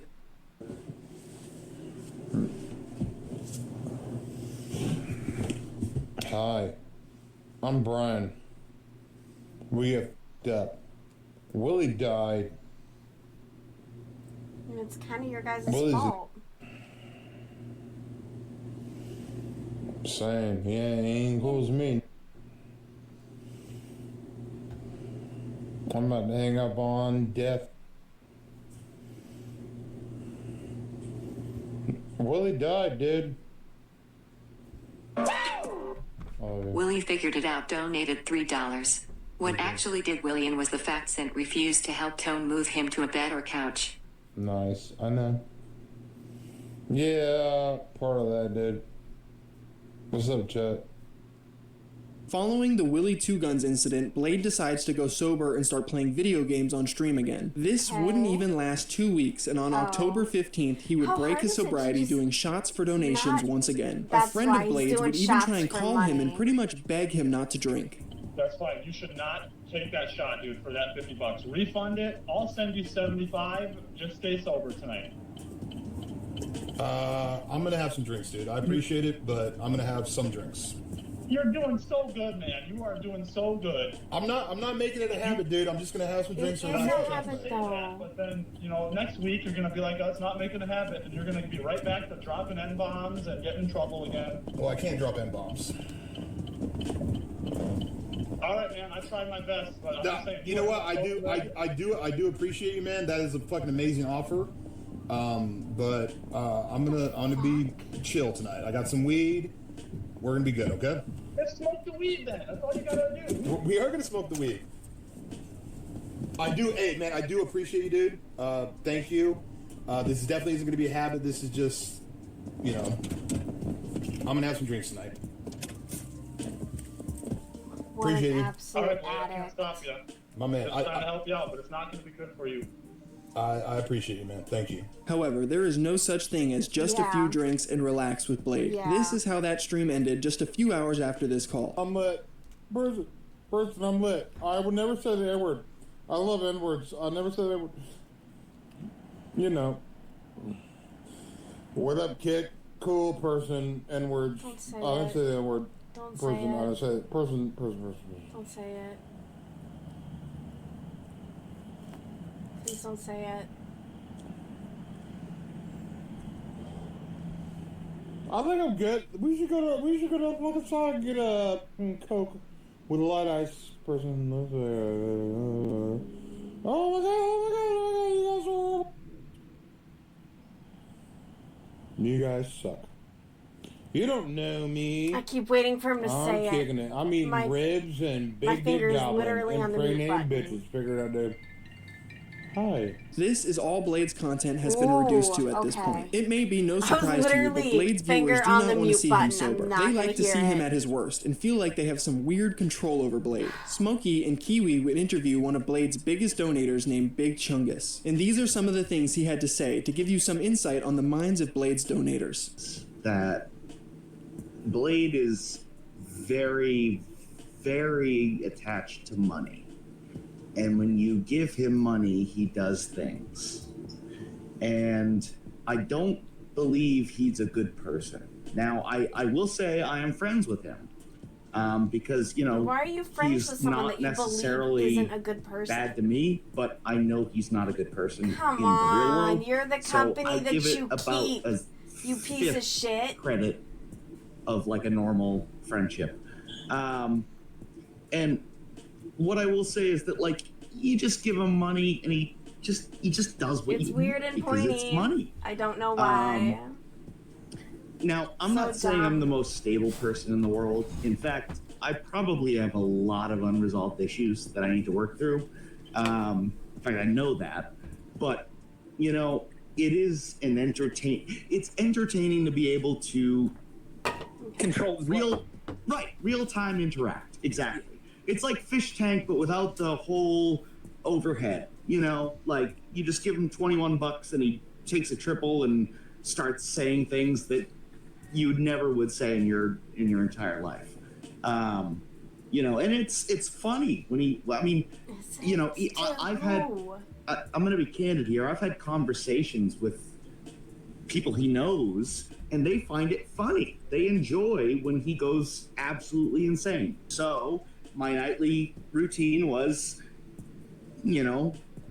get Brian to do something funny, which again, I'm not a good person. I don't want to, I try to be, but I'm You're not. objectively not You're at this not. point. I'm paying for somebody to hurt themselves essentially, which is disgusting. Another interesting look into Blade's life was when a man named Matt Graves would start making a documentary on the degenerate world of IP2 streamers. One of the people he would talk to would be Blade himself, and he decided to ask Blade an interesting question. What would you do for a living? How would you earn an income?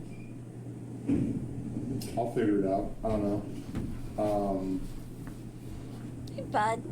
Do you have a plan B? To be honest with you, no. But I do know that if I was put in that position, I would figure it out. I like streaming. So It's not Chris Hansen, no. Good evening, chat. So even though I don't have a plan B per se, I do know that if I had to go that route, I would figure it out. That's right, Blade's just gonna figure it out, much like he has for the last 10 years. It's very apparent drunk streaming is Blade's one and only option left to make a living. Sometimes Blade's drinking streams are unexplainable. One night he would be doing a drinking stream and his viewers were trying to get him to go to the Waffle House or a casino. What's a realistic number to get you to the Waffle House or casino? A grand is unrealistic, dude. Figure it out. $250, we're going to the casino. Right. $250, we go to the casino. So every... That's going to be way more lit than Waffle House. $250, and we go to the casino, and we're going to win big. L. Within moments, he was donated that $250, and he managed to make it to the casino, too. Not only did he make it to the casino, but he also won over $900 on a slot machine. I wish I was making this story up. Let's go! Oh, dude! Who's won, dude? Who's won, dude? That one, dude? Let's go, dude! But for every good moment Blade has, he has 100 bad moments. If I was to spend this entire video going over all the incredibly wasted Blade moments, we would be here forever. You can pretty much assume at any time this guy is live, it's gonna end up something like this. So going forward, I would like to highlight all of the final major moments that happened to Blade going into 2024. In the first week of September 2023, Blade would be on stream holding another dog. Yes, again, this story is going exactly where you think it is. After handling the dog for a bit, Blade decides to throw it on the ground. Not once, but twice. Obviously, just like the first clip, I won't show you animal abuse, but just know Blade now has a repeated habit of doing this to dogs. This moment would end up getting his Kick account temporarily banned for a little bit, ultimately making him go back to his second YouTube channel, OUMB2, that he has been using to ban evade for the last couple of years now. And at the end of November, Blade would announce he was going to be moving back home to Seattle to be his mother's caretaker. On November 28th, Blade thought it would be a good idea to get drunk and call his mom on stream. An argument between the two of them would break out over Blade's ex-girlfriend stealing his mom's medication. Blade's mom would say Beck did not steal her pills, but she did take her Fent patches. But can you please repeat yourself? Please say that Beck didn't steal your patches or pills or anything, right? I don't know if she stole my patch. I think she did. Oh my God, what? She did not steal my pills. She stole my patch. Your patch? What are you talking about? Wow, donated $3. Fent patch confirmed stolen. Mama high off the Fentanyl right now. No one's stealing your patch though, Mom. I'm Come old, on now. I'm gonna be high, alright? I ain't gonna do that shit sober. You have pictures and fingerprints? Just like if I'm ever homeless. Of what? I'm gonna be fucked up. I'm not gonna do that shit sober. I'm living in my van down by the river. Shit. She was the only one who knew where they were. I don't have a van, but my car has van doors. It's pretty tight. No one's stealing your pills though, Sweet Mom. guy. Like, what are you talking about? I'm not talking about pills. Pills are another issue. No one stole a Talk about patch, Fenton Mom. patches, you dumb bitch. I know they did. You know they did? I know someone did. Yeah, but stop blaming Beck for that though. Well, maybe it was Knew where her. they were. She never denied it. She did deny it. The way It should not surprise anyone when I tell you Blade would go live a few days after this on December 3rd to tell everyone that he is no longer going to be his caretaker for his mother. Oh, God. my mom is a very. This is tough though because I don't really want to like. I don't want to like air out like dirty laundry. You know what I mean? But, and it sucks to say, but Is that supposed to be? No. Okay. I'll just say it. My mom doesn't want me to come up to Seattle, be her caregiver, even though we made plans for it.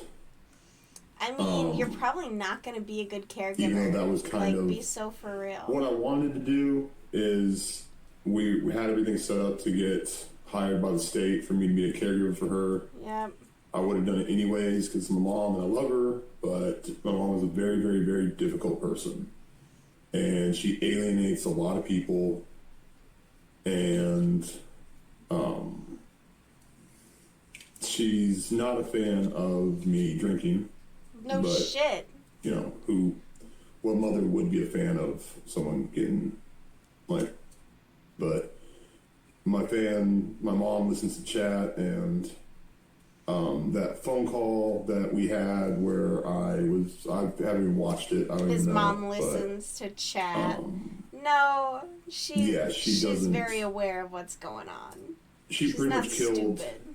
me going up to Seattle. She called the state. Yeah, she'd probably to rather not hire have me to like be a a caregiver. CNA. Or Or she doesn't want anything not to a do with me. CNA, like a PCA worker. Are PCA workers And the thing CNAs? is that she's alienated everyone in her life and has gone through countless probably qualify caregivers, for and they all state quit on her because assistance. she's extremely difficult.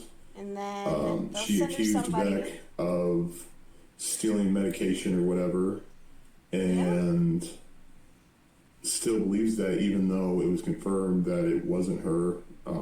And even after hearing him say all of that on the same night, he would receive 2 separate $250 donations for his birthday. He would take a quadruple shot of Jaeger and get into an Uber and go to a Waffle House. Yeah, dude, okay, can I? Insane.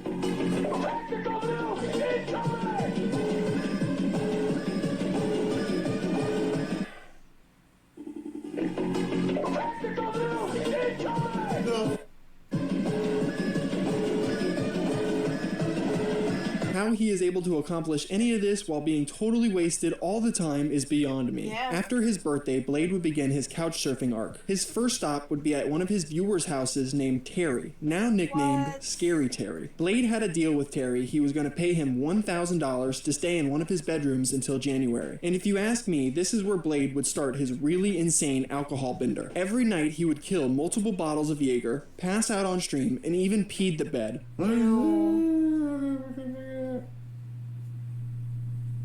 I would not want that in my house. I would not want that kind of person around me whatsoever. Wow. I'm hiccuping and I love you, person. Anonymous donated $3. Glad how does your body even work anymore? What the fuck are you talking about, dude?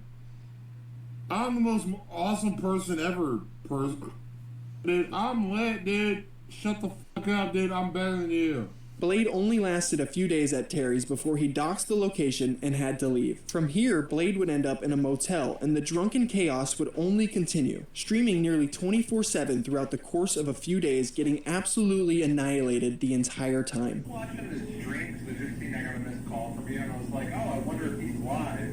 Right. I go over there, you can barely keep your eyes open. I know, dude. What are you trying to willy tonight? Wow, sir. You trying to willy guns tonight? Is that what you're trying to do? I'm becoming into the hype, sir. The only way his motel bender came to a short stop was after he passed out on stream and the police were called on him for a welfare check. On December 20th, Blade would leave the motel and end up in the mountains with a man named Orange. For the first few days, everything was normal between Blade and Orange. They spent the days throwing axes and the nights getting drunk on stream.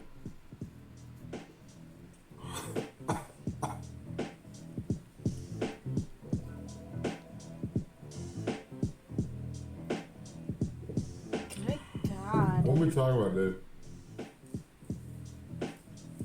What are we talking about, dude? But on December 23rd, Christmas Eve of all days, something serious went down. Blade would get wasted in Orange's RV and peed the bed. This would infuriate Orange, who would spend the next 5 hours assaulting Blade while he tried to sleep, punching and kicking him, hitting him with a broom, jumping on top of him, all of that and so much more that I can't really show you due to it being totally against the terms of service. Here's one of the most notorious moments though. Drink your milk.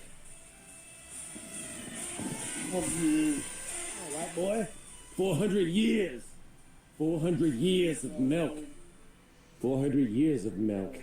After this stream ended, Blade would go quiet for a few days and not stream, leaving a lot of people wondering if he survived the Orange Christmas attack. He would pop back up in a new location, however, on the 28th. This time, Blade was staying at one of his moderator's house named Sheepdog. Blade's stay at Sheepdog's was much like Terry's, very short-lived. He spent the 28th, 29th, and the 30th getting absolutely wasted at Sheepdog's house. And Blade was an absolute nightmare, smoking cigarettes inside Sheepdog's home, throwing sandwiches at her head, and even threatening to sexually assault her multiple times. Whoa. Of course I love you. Whoa, that's my shit, dude.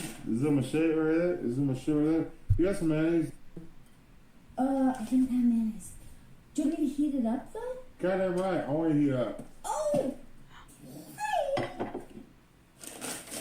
Open up the door, Blade. What the fuck? It's morning. Time to come back to Myth Mountain. If you had kids, I'd fuck you. What an awful You're person. You're a flat-chested bitch, and I hate you. I know you don't mean that. Because that's a really nice thing for me to say. Because I could rape you and leave you like... No, you couldn't. Blade would get kicked out of Sheepdog's house after the location of her home and her family would be doxxed and harassed. And he would spend New Year's Eve alone in a motel room getting drunk. Bridget's family was doxxed the fuck out of him. That's horrific. So I did get that out of is it. so I wish fucked there was up. more, I know it's something hell smug, but that is family was never doxxed like crazy, dude. acceptable. However, it would not be long before the viewers would find out what motel he was staying in. They would call repeatedly and harass the front desk until eventually they kicked Blade out of the room. Hey man, dude, bad news. I still haven't asked you to leave. What's wrong? I'm so sorry. Was it more calls or? Yeah, we're still getting calls. My manager's like, at this point, he feels like either way. Give me 20 minutes, I'll be out of here. Appreciate it. Thanks.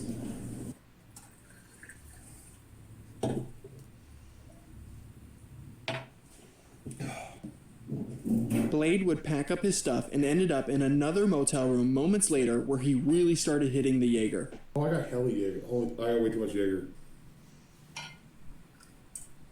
I'm putting the droplets of marijuana in this shit, person. We're getting lit, person.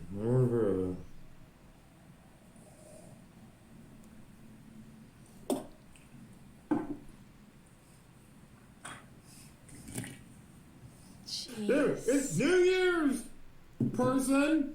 It's New Year's, person. I'm at least thinking about this shit. That's amazing, bros.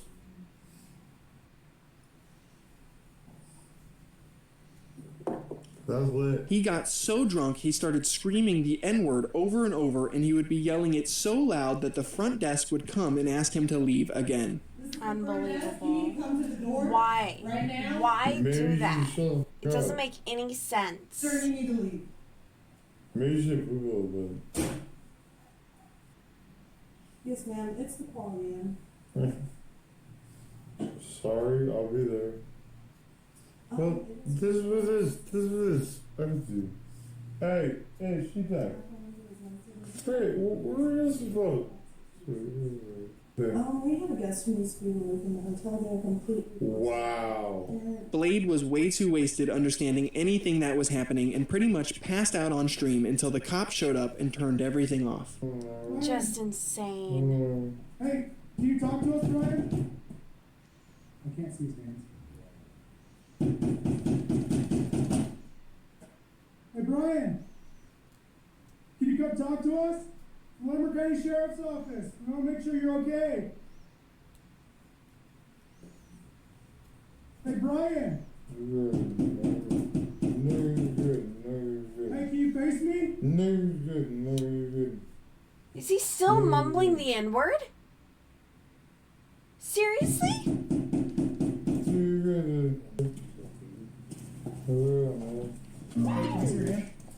Anonymous donated $4. 400 years of music. Hey, Brian.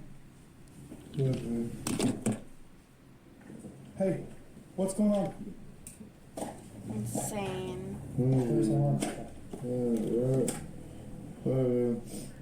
Hey, we have medical on scene. We want to make sure you're okay, okay?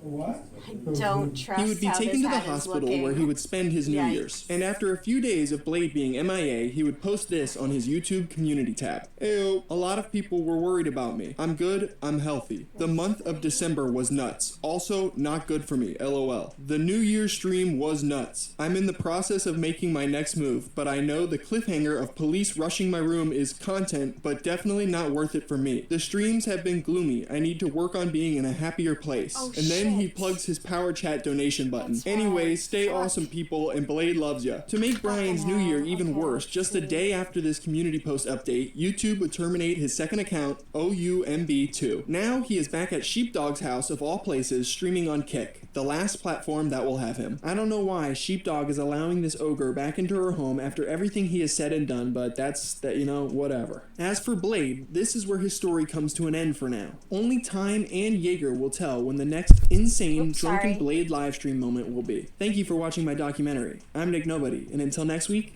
I'm out. I was supposed to do a hat in this time, and I'm undoing it. Damn it. Damn it. Okay. Alright, we're gonna keep going. Bear with me. Nick's videos are amazing. I highly recommend subscribing to his channel. He's wonderful. Alright, let's see here. Oh, you know what? Okay. I don't want to go into anything this lengthy. God, it's almost 10:30. Okay. Let's see. Bear with me. Bear with me.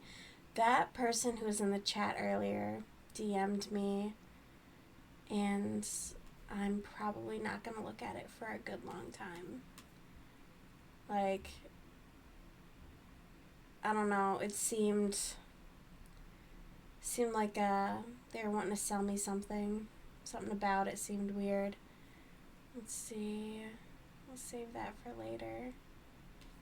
It's too long right now. Okay, let's see.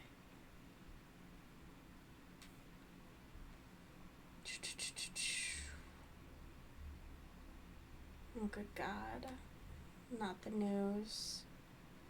Yikes.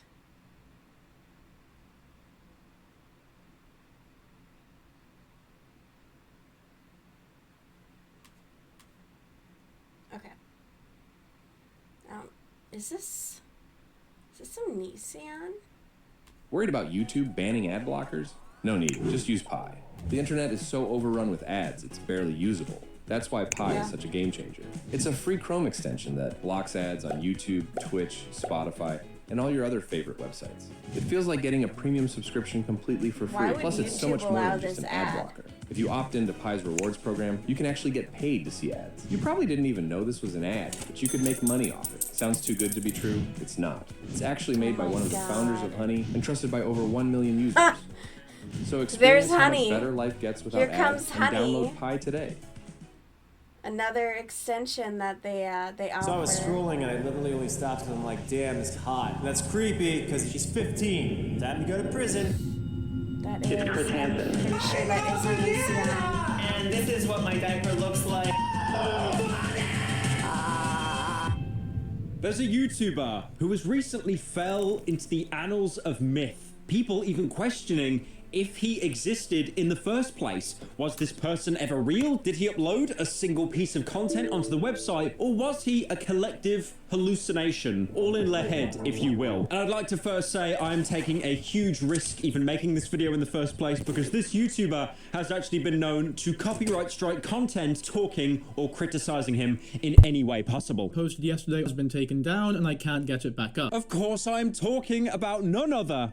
The man, the myth, the legend, Onision, who you might know him as I'm a Banana, where he dressed up as a banana. I'm a banana! Onision is an old head. He is in the YouTube retirement home. He was probably making content before most of you were even born. Just to put into comparison here, my oldest video on my original channel, Pyrocynical, is How to Pizza. A hilarious laugh out loud, family-friendly experience where I made a parody that is still hilarious, by the way, of Breaking Bad. Of an audience.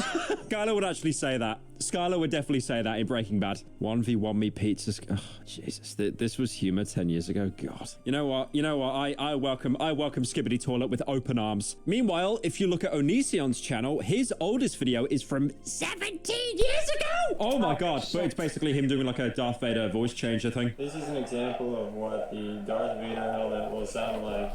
I like how those Darth Vader helmets were just always trash. You could always hear your original voice over the actual helmet. Now, it's very hard to explain how older YouTubers still create content if they don't have some kind of like Fortnite skin or Fortnite collab. If I wanted to list everything that has happened with Onision, this would be like an 8-hour documentary. You know the meme of SpongeBob where he's like pulling out the scroll of all the words? That would probably be the script for the Onision video. He's done content of body shaming people. You are so fat. There's like probably like 3,000 dead animal fragments inside your body just floating around. Problematic relationships, places of revenue getting demonetized, and even getting a knock on the door from everyone's favorite children's entertainer, Chris Hansen. Do we know his name at all? It's Chris Hansen. The thing about Onision, and this can be applied to pretty much like all YouTubers, we are like cockroaches. Oh my fucking God! If you step on us, if you cut off our limbs, we somehow just keep crawling. We keep crawling towards the computer to hit upload on the video. Oh my God, I need to upload this script right now, this video. I need to do a 10-minute video about...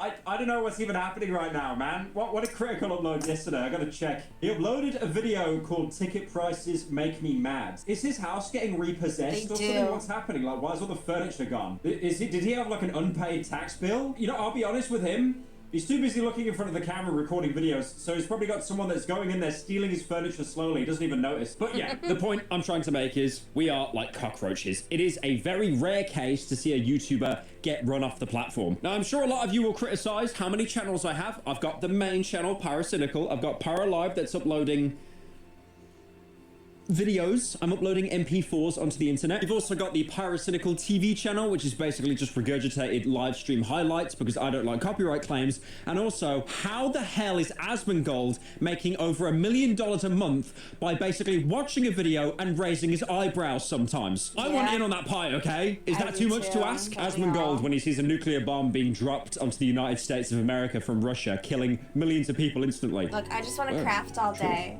It's all I want. It's all I want. Wow, sure. Now, Onision somehow has me beat. Jesus. This guy has a lot of sub-channels. He obviously has Onision, and then he has Onision Speaks, Onision Encore, another channel called Uh-Oh Bro. There are so many channels. I feel like my channels are based around Onision a lot. I have a commentary channel. That's this channel. I have a reaction channel as well. What? But one thing you'll notice is a lot of these channels have been either renamed or just flat out terminated. It is really weird how that early, like 2012 era of YouTube, so many of the creators look the same. I mean, you could have side-by-side pictures of Shane Dawson and Onision, and they basically look like cousins. Now, before jumping into Onision's very heavy past, it is important to clarify there will be different names which may not match older documents. For example, Onision, when he was born, his birth name was Greg. I'm sure no association to world-famous celebrity Logan Paul's father, Greg Paul, who still currently holds the #1 world record for the blind kissing competition. But Greg... I don't know why the name Greg. It's not even because it's associated with Onision. It's just the name Greg. It's like, you know the whole meme, my name Jeff? It's like my name Greg. Yeah. The brain rot. It's in my brain. It's in my brain. Kill me now, please, please. Onision changed his name from Greg to James Jackson, which is why you'll see that name mentioned a lot in the court documents I'll be talking about later. All right, so you got Onision, you got Greg, you got James, Onion, Onision, Onion. Remember all those names, it is quite important. Now, Onision began his climb to Mount Olympus to be the biggest YouTuber all the way back in 2006. Just to put in perspective how long ago that was the same year The Departed came out, one of the best films of all time. And the entire film is set in Boston, so like they all talk like this, like Matt Damon, he has like a Boston accent. Shoot a cop, Einstein. Watch what happens. 2006 is also the same year that Idiocracy came out, a film that is a satire talking about how intelligent people basically died off and the entire planet is replaced by stupid people because on average, stupid people apparently have more kids and breed more. By the way, I've seen so many people online that are preaching this film as like, oh my god, it's actually happening, look like Idiocracy in real life. I want to give this award to you. I get my virginity back? Thank you. I don't know what else to say, man. Like, come on. I'd like to point out as well, 2006 was the year we got goated games like Hitman Blood Money. Slowly over the horizon, you could see a man in a wheelchair. Or as I like to call it the game, you mildly inconvenience people and they flatline instantly. Like in one mission, you could push a woman into a 2-foot-high pool and she'll drown instantly. Target eliminated. Well done, Fortis. That was also the same year that we got Wii Sports, which basically taught everyone in the world, yes, you are fat. Yeah.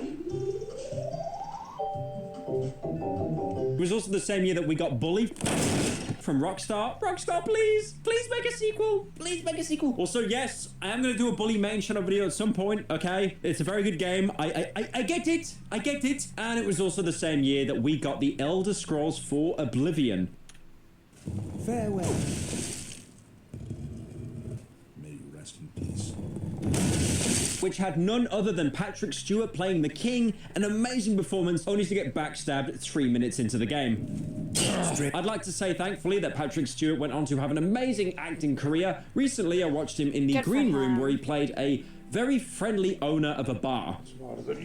But yeah, enough glazing about the year 2006. Times were easier. We didn't even have Vine back then. Now, Onision was such an old head that he was actually uploading onto other websites as well. But for the sake of simplicity, we're going to talk about when he actually started uploading onto YouTube. Now, he would eventually commit to posting content around 2007. Again, I'm not really sure if this was the first video ever, since he tends to delete stuff a lot. I mean, I'll be honest as well. My videos that you see, the oldest video, How to Pizza, there were videos before that. There were really cringe, embarrassing Minecraft Let's Plays that I did that even back then I realized were so embarrassing I quickly deleted all of them from the internet as quick as possible. However, he would not create the magnum opus, and his most famous video, I'm a banana, that wouldn't come out until 2009. Now from there, Onision would start to make more kind of extravagant content. Now I get it, right? That era of YouTube, it was very weird. It was the Wild West. I say that the era that I grew up in was the Wild West. Back then, it was even worse. I mean, you had like, what'd you have? Potter, Puppet Pals, PewDiePie playing Amnesia. Okay, now, to be fair, I will give Onision some credit. He does predate PewDiePie. But back then, one thing that was incredibly popular was skit characters. There is nothing more hilarious, laugh out loud funny, than you playing multiple characters,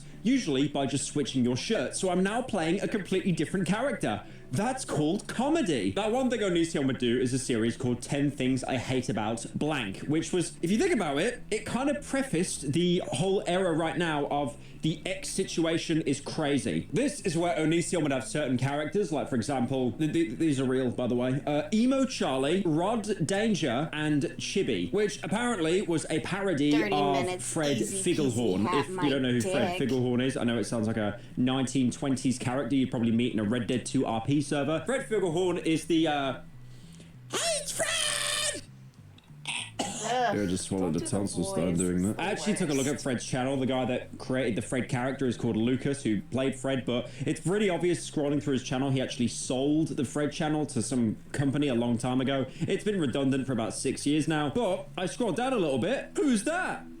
Fred Games in your face? Is that best friend of the channel, Jake Paul? Anyway, back to Mr. Onion. Oh god, that was whiplash, Jesus. Now, one of the first controversies he got involved in was making a series of videos where he was basically getting in fans to send pictures of their bodies for him to do a review. I'm not actually going to show the images of the people that Onision is critiquing. I'll just censor it or blur it out. Firstly, because some of these people could be underage, and secondly, the intense shame and guilt of being criticized by Onision. I think that's enough. I don't really need to show the images of what he's talking about. And a lot of the terms he was using here were just completely unhinged. Like, there's this one clip where he's talking about someone that's overweight, saying like, you're fat, you need to be a vegetarian or maybe a vegan. You need to go on a diet, like now. And I know that might sound upsetting, but it's true. Muffin topping is not a sign of health. So I suggest vegetarianism, and if you're already a vegetarian, then I suggest veganism. My guess is you're a meat eater. You got a bunch of former dead animals just hanging around your waistline there. Because it's really obvious, like right here, you've just got like a bunch of like dead animals just like hanging around your gut. Now, he did claim that he was doing this basically as a form of self-therapy because he was dealing and struggling with his own body issues as well. There was actually one comment I managed to pull because most of these videos are re-uploads. This is so insane. Being a minor during this era, I can guarantee 99% of these girls are minors with eating disorders and mental health problems. Awareness was not a thing back then. So during the earlier days of his channel, Onision was married to a woman called Sky, who you can quite literally see in the pinnacle of absolute, you know the bit with Martin Scorsese where he puts his hands up and he goes, absolute cinema. But yeah, she basically makes an appearance in that video and later became Onision's wife. However, unfortunately, it didn't last and they did end up separating in 2010/2011. Now, the divorce was announced and Onision basically made a statement saying that they ended amicably and also wanted his fan base to support Sky. Now, I can't believe I'm doing this. I'm going to be a devil's advocate for Onision, which I never thought I'd be doing in my entire career. But one thing I do have to say is separating with someone publicly online when you are some kind of like e-celeb or even like actual celebrities, it can be very difficult because you get a lot of people that look into your personal life and they just want to see the reasons behind it. You really do have no privacy. So usually what happens, I mean, for example, in the YouTuber space, when two partners break up, there are usually three outcomes. The breakup quietly happens and nothing is publicly posted about it. The breakup will happen and someone will make a post about it. Obviously, you know, all of these will usually use similar wording. Like, for example, you know, we chose to end it amicably and, you know, please don't harass like the other person. Or the third one, which is the scary one, is when they say that they ended it amicably, but secretly behind the scenes, they absolutely despise each other. Now, this tone of Onision supporting Sky despite their separation changed very quickly because Onision actually uploaded a video showing all the things that Sky had taken from his home. Now, I do have to give a disclaimer because the footage I'm about to show you is a re-upload that is compressed, and on top of that as well, the clip itself is originally from 13 years ago. So the entire thing, as serious as it is, basically looks like it was filmed on a BlackBerry. He then went on to make comments about the amount of alimony that he pays her after the divorce settlement. If my ex-wife is mad at that, well, she should have thought about that before she lied on her divorce papers and pushed me into a corner where I find myself paying alimony for 6 years of my life, despite the fact that our marriage didn't even last that long. And then by 2017, he's making these kinds of statements. As in, James Onision would apparently disappear after the alimony payments would end, which was in 2017. However, it does not stop there. The rabbit hole only goes deeper. Now, while he was in the process of divorcing Sky, Onision then fell into another relationship and started dating another girl. That was Shiloh, who is actually so famous, she has her own Wikipedia page. I don't even have my own Wikipedia page. Now, it's important to note at the beginning of that relationship, James was 25 and Shiloh was 17. Unlucky. Now, the relationship was quite notable because it was, to put it bluntly, very, very unstable. And also the fact that Onision made multiple videos on her at that time. This is a very common trend. Onision tends to make videos on partners that he's been with. And again, I don't mean to be devil's advocate for Onision, dear God. I never thought I would have to take this responsibility. I feel like Atlas holding the weight of the earth on my shoulders, or that Sisyphus guy who's like, you know, pushing the boulder up the hill. But I understand that with relationships there are dynamics, right? You know, you'll have someone that is being abusive to someone on camera and the other partner could be just as abusive. I'm not saying that this is the situation with Onision, but usually relationships, when one side seems to be like more abusive than the other, and that has been publicized, that's been put out there publicly, there's usually more nuance to it than that. I'm not at all saying, by the way, like if some video gets posted of the guy, you know, just like beating down on his girlfriend or something, it's like, wait. The girlfriend could be a bad person as well. I'm not saying anything like that, but it's always important to obviously support victims, but at the same time, wait until all of the answers actually come out. Now, from Shiloh's own account, there were multiple videos taken, like for example, her in the shower, apparently filming her as well when she was having a seizure, and even when he allegedly was shaving her head. There was a point when he shaved your head? Yes. At first, we did a joke video, and I acted like they shaved my head while I was sleeping. I clearly wasn't sleeping. I slumped out of the car, but I wanted to look like Skrillex, so we went to go shave half of it, and we needed a joke video with Nathan Barnett at the time. There's even a video where he says, in the background, you can hear him saying, "No one will see this video." And also, and I'm just going to read this, I'm going to read the transcript here, "Know how much I abuse you." Greg and I decided that this year we'd go for realism, so he took the scissors to my ear in my sleep, and now I'm bleeding. It hurts a lot, actually. You know this video's never gonna be online, right? No one will ever know how much I abuse you. It's ridiculous that you think you'll be successful. How many times do I have to tell you everything that you want to put online goes through me first? Now, this could be like a 300 billion layered irony joke. You know, you make a joke that's actually so messed up that it goes into like post-irony. But even then, it's still very much unhinged. I don't think that is a bad take. Now, this was a very toxic relationship from the beginning. They would have multiple breakups and then end up getting back together again. Even at one point, unfortunately, having a miscarriage. And then James would eventually, in 2012, post a video basically saying that they are breaking up for good. Now, at this point, Onision was a monolith on YouTube. If you look back at these older videos, he was getting millions of views. For current YouTube, that's like... It's okay. It's okay. It's okay. But back then, because there were less people using the website, let's do some inflation. Okay, I shouldn't say that word. Let's do some numbers, right? Okay. So 1 million views in YouTube, like 2012. That would probably now be around 5 million views. And again, this is someone who is consistently getting like close to, if not over, 1 million views a video. The point I'm trying to make is Shiloh's fan base was dwarfed by Onision's. So basically, she had to quit the internet and delete all of her socials because she was portrayed to be the bad guy in the situation. Or the bad woman, I guess. Obviously, I don't need to get into detail how rabid some YouTubers' fan bases can be. You can put as many disclaimers as you want saying, don't harass anyone in the video, don't do it, oh my god, that's the worst thing in the world. But people will still do it anyway. But Shiloh would actually appear later on in support of another troubled relationship that Onision got into. We will get into that later. So not too long after his relationship with Shiloh, Onision would meet his spouse, Lucas, who was previously referred by his other channels, Lanybot and Cool Guy Kai. I mean, they're not the coolest YouTube channel names, but again, pyrocynical. Come on. By the way, if any of you want to know where the words pyrocynical came from, I'm pretty sure it was the pyro from Team Fortress 2.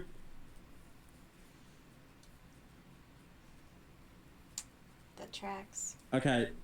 It kind of all makes sense now. And then the word cynical, I'm not actually sure where that came from. I think it just kind of like rolled off the tongue pretty well. Oh my god, he's like a pyro in TF2, and he's cynical. Isn't that like every single YouTuber nowadays? It's like, oh guys, I'm so jaded, oh my god, whoa. So just for context as well, Kai is a trans man. That was in the earlier days of their relationship and also pre-transition for Kai, because Kai is a trans man. I will be honest, and I do not mean this in an offensive way, like I was looking at like entries online talking about Kai, and I was like, I don't even know like what pronouns to say here because I don't want to get cancelled.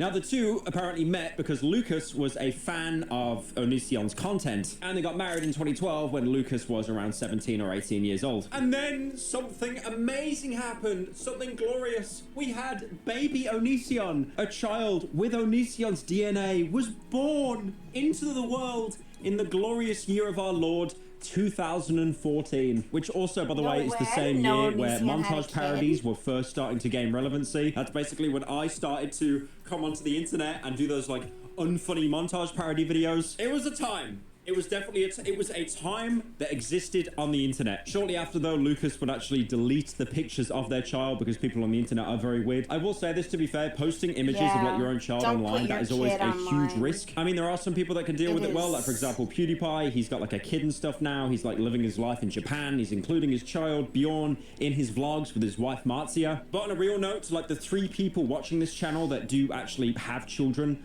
always just step back and think if it's a good idea to actually post them online, especially if you have any kind of platform or you're any kind of creator, because it is dangerous. I mean, I don't want to go into too much detail here, but there's a really morbid story that came out recently of a man that was jailed over basically AI generated images of children. Like, unfortunately, if you put yourself or pictures of other people online, you really have no idea what freaks are going to do with that. Another update as well is around 2015 to 2016, Onision came out saying he was bisexual and genderqueer, which is basically every Minecraft YouTuber, am I right?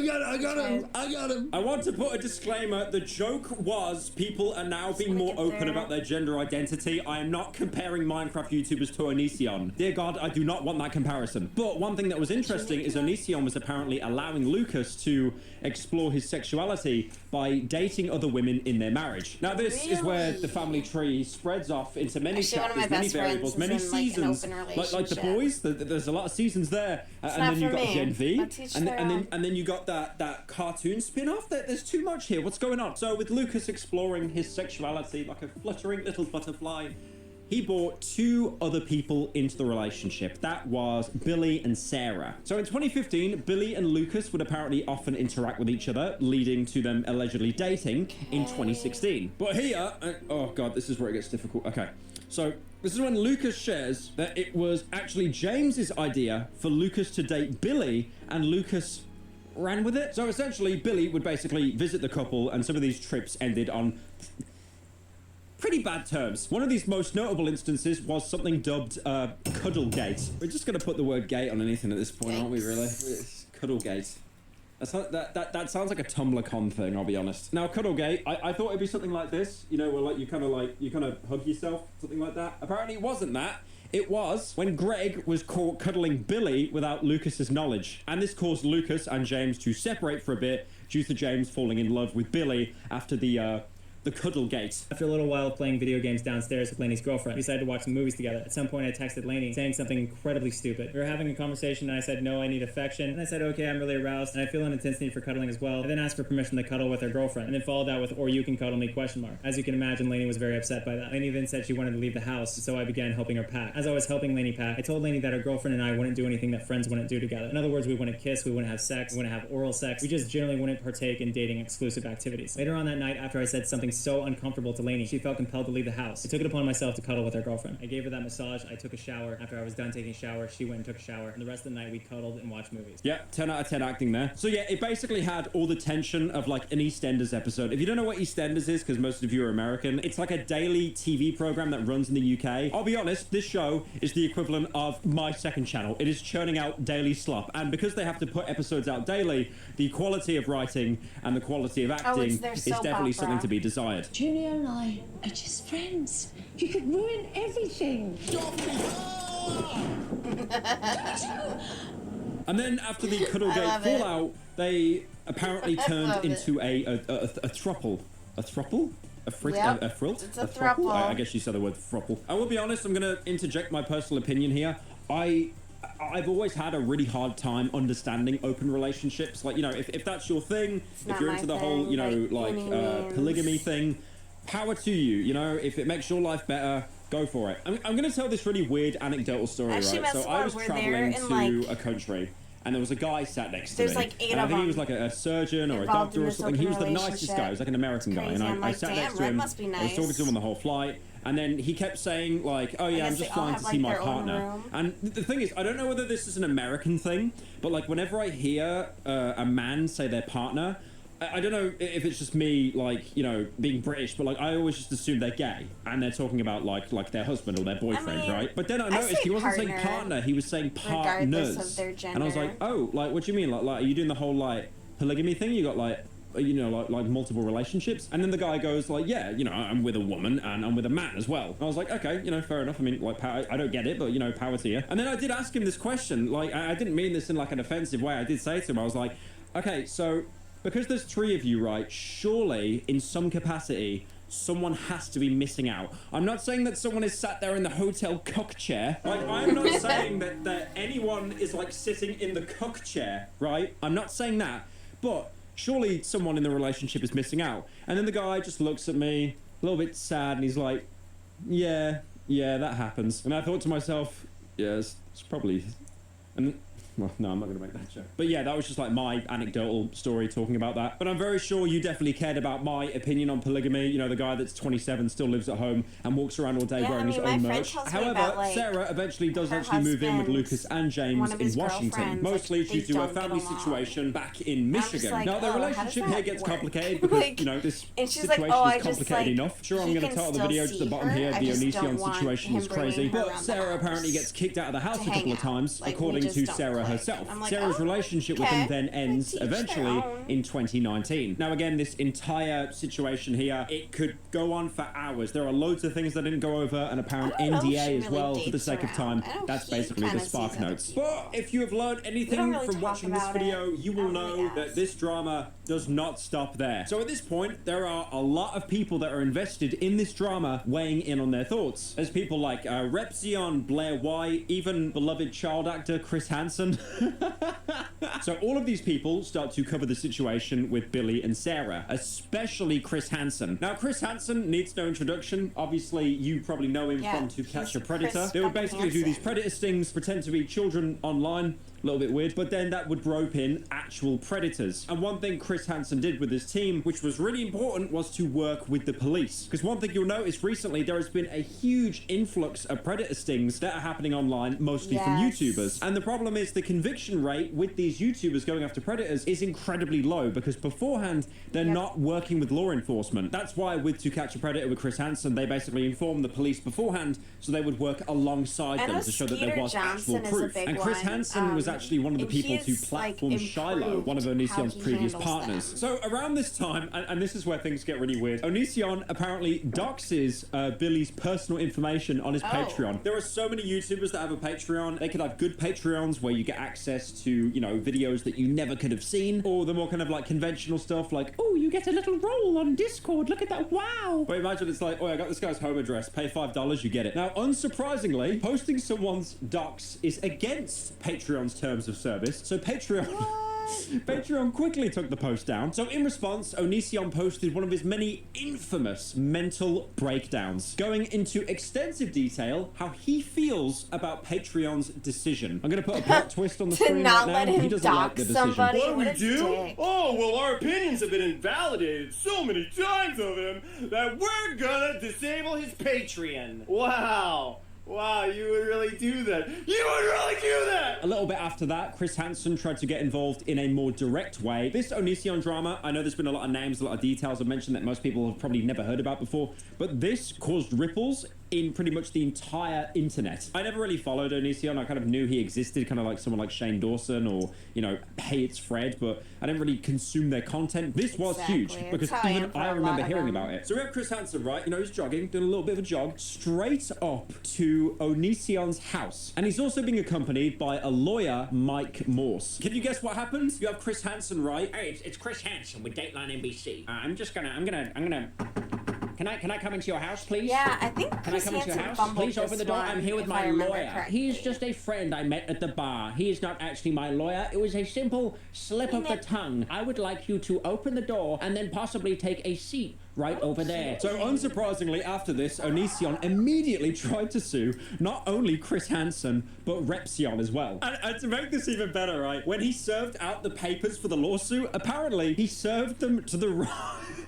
They were served to the wrong Chris Hansen. So it wasn't even Chris Hansen from To Catch a Predator. It was just this poor random guy that was like not involved in this at all, catching strays. And this is, of course, when the viral images emerged of Onision going to trial. One amazing image was him in the elevator, basically looking like a Saints Row character right before a cutscene. And then there was another image as well of his back to the camera wearing Adidas trainers, which was then turned into a meme where he got shrunk down. You could see like this weird kind of like pull on the back of his shirt as well. People thought he was wearing a bulletproof vest, but he was wearing it backwards. But then eventually he did dismiss both of their lawsuits, probably because they have a lot more income, especially Chris Hansen, I assume. And what does any creator do when they want to make a little bit of cash? They could do a Patreon, but Onision had a Patreon. It got taken down. A so what rug do you do now? pull using crypto coin? OF. Oh, now, I can't say the OnlyFans. actual Damn, word I because was for some wrong. reason, despite like every third person on earth doing it for some reason, you can't actually say the word out loud. I do like the global psy-opping we're having right now, where we're changing our language solely based on algorithms and monetization. No, I can't say someone died. I've got to say they were game ended. Yeah, but he started I hate an OF, which is like, I mean, I'll be honest, I'm not standing Onision in this house or anything, but after seeing the earnings of some creators, holy Jesus. Like, you're telling me, right, I have to get up 3 p.m. every day. I do videos just wearing my shorts and wearing merch all day. I record in front of this for an hour a day, and I make a fraction of someone spreading their butt cheeks towards the camera. God, you know what? YouTubers, the majority of OnlyFans, we need to start a union, guys. They don't get it. All the people mocking us,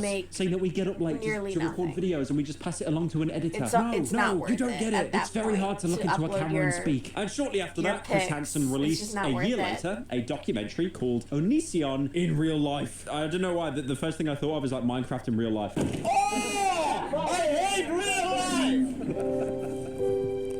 Now that was put out into the public, and shortly after, I'm not sure if there was any correlation with the Chris Hansen documentary, Onision was removed from YouTube's partner program. Did monetization stop Onision? Hell no. If Logan Paul can show a body in the forest and then the next video after tase a dead rat and then get his monetization disabled, and then when he gets asked about it at the airport, how he still makes money, flexes his merch, by the way. Just wondering, what are you doing for money, seeing as your main cash cow now you can't work for? What is it?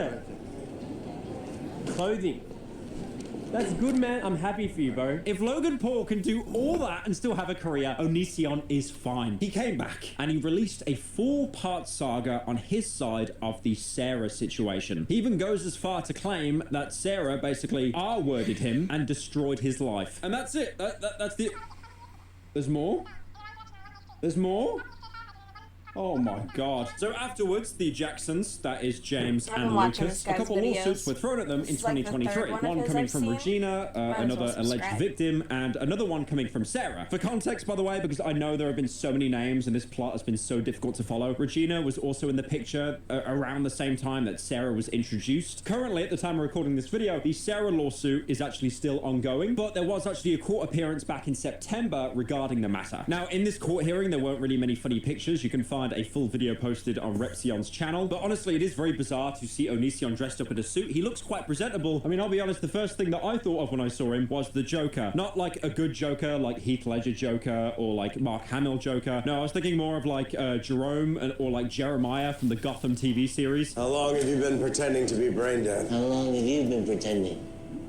That's a joke. So around the same time of this court hearing, Onision tried to break back into the internet with TikTok. Now, I'm not sure why you would try to break back into the internet through TikTok, because that is one of the hardest platforms in the world to grow. If you're not basically blowing up some kind of factory in the first 3 seconds, people are going to scroll away. Now, at the time of recording, he has not 1, but 3 different TikTok accounts. So he's got Onision Speaks, Onision.net, and Onision.com. All of these have like a couple thousand followers. I mean, to be fair, like I said, TikTok is one of the hardest platforms to grow on. I think at the time of recording, I've only got like 150,000 followers on TikTok, which is the same as having like 100 YouTuber subscribers. Now, unfortunately, as much as I would love to go through this treasure trove, most of the TikToks on the accounts have been deleted. But to be fair, most of these TikToks were basically bits and gags from older videos, which, you know, recycling, all I'm saying, that's what gets you popular. I'm not even doing a bit. Like, if you want to blow up as a content creator, literally just do a stream and then clip it and put it online, because if you get a stream with like 1,000 viewers, you could get a TikTok clip that gets like 1 million views. I've said this time and time again, people like iShowSpeed, Jinxie, Queso, they didn't blow up from their content. They probably never would have been recognized. They blew up from their clips being posted onto TikTok, because again, are you going to really sit there and watch a 6-hour stream? Hell no, you got Fortnite to play, son. But when you die on Fortnite, you're going to be scrolling on your phone for a couple minutes. Now, the Onision.com account, it just has one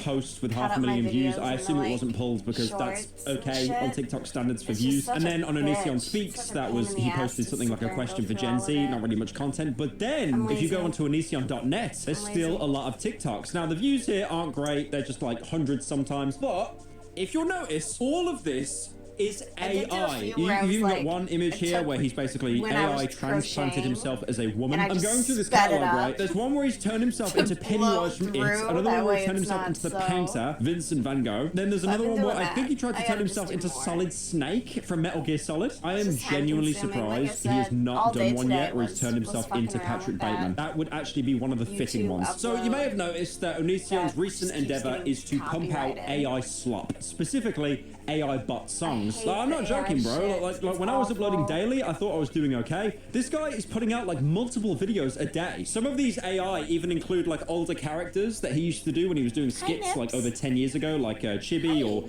Emo Charlie. But unfortunately, like I said, these aren't getting a lot of views. I mean, you know, this could have been like a Bart Baker situation. Bart Baker was someone in America who kind of fell off a little bit, and then he moved to China, tapped into a brand new market where he basically just sings over and over, China, I love you all day. The thing is, you might notice with YouTubers is they go through a lot of like transitions. They might try certain content, and if it doesn't work out, they'll probably do something else. But Onision is like, he is okay. One comparison I can think of, this bro. Imagine Excalibur is here, the sword stuck in the stone, right? You give it a little tug like this, right?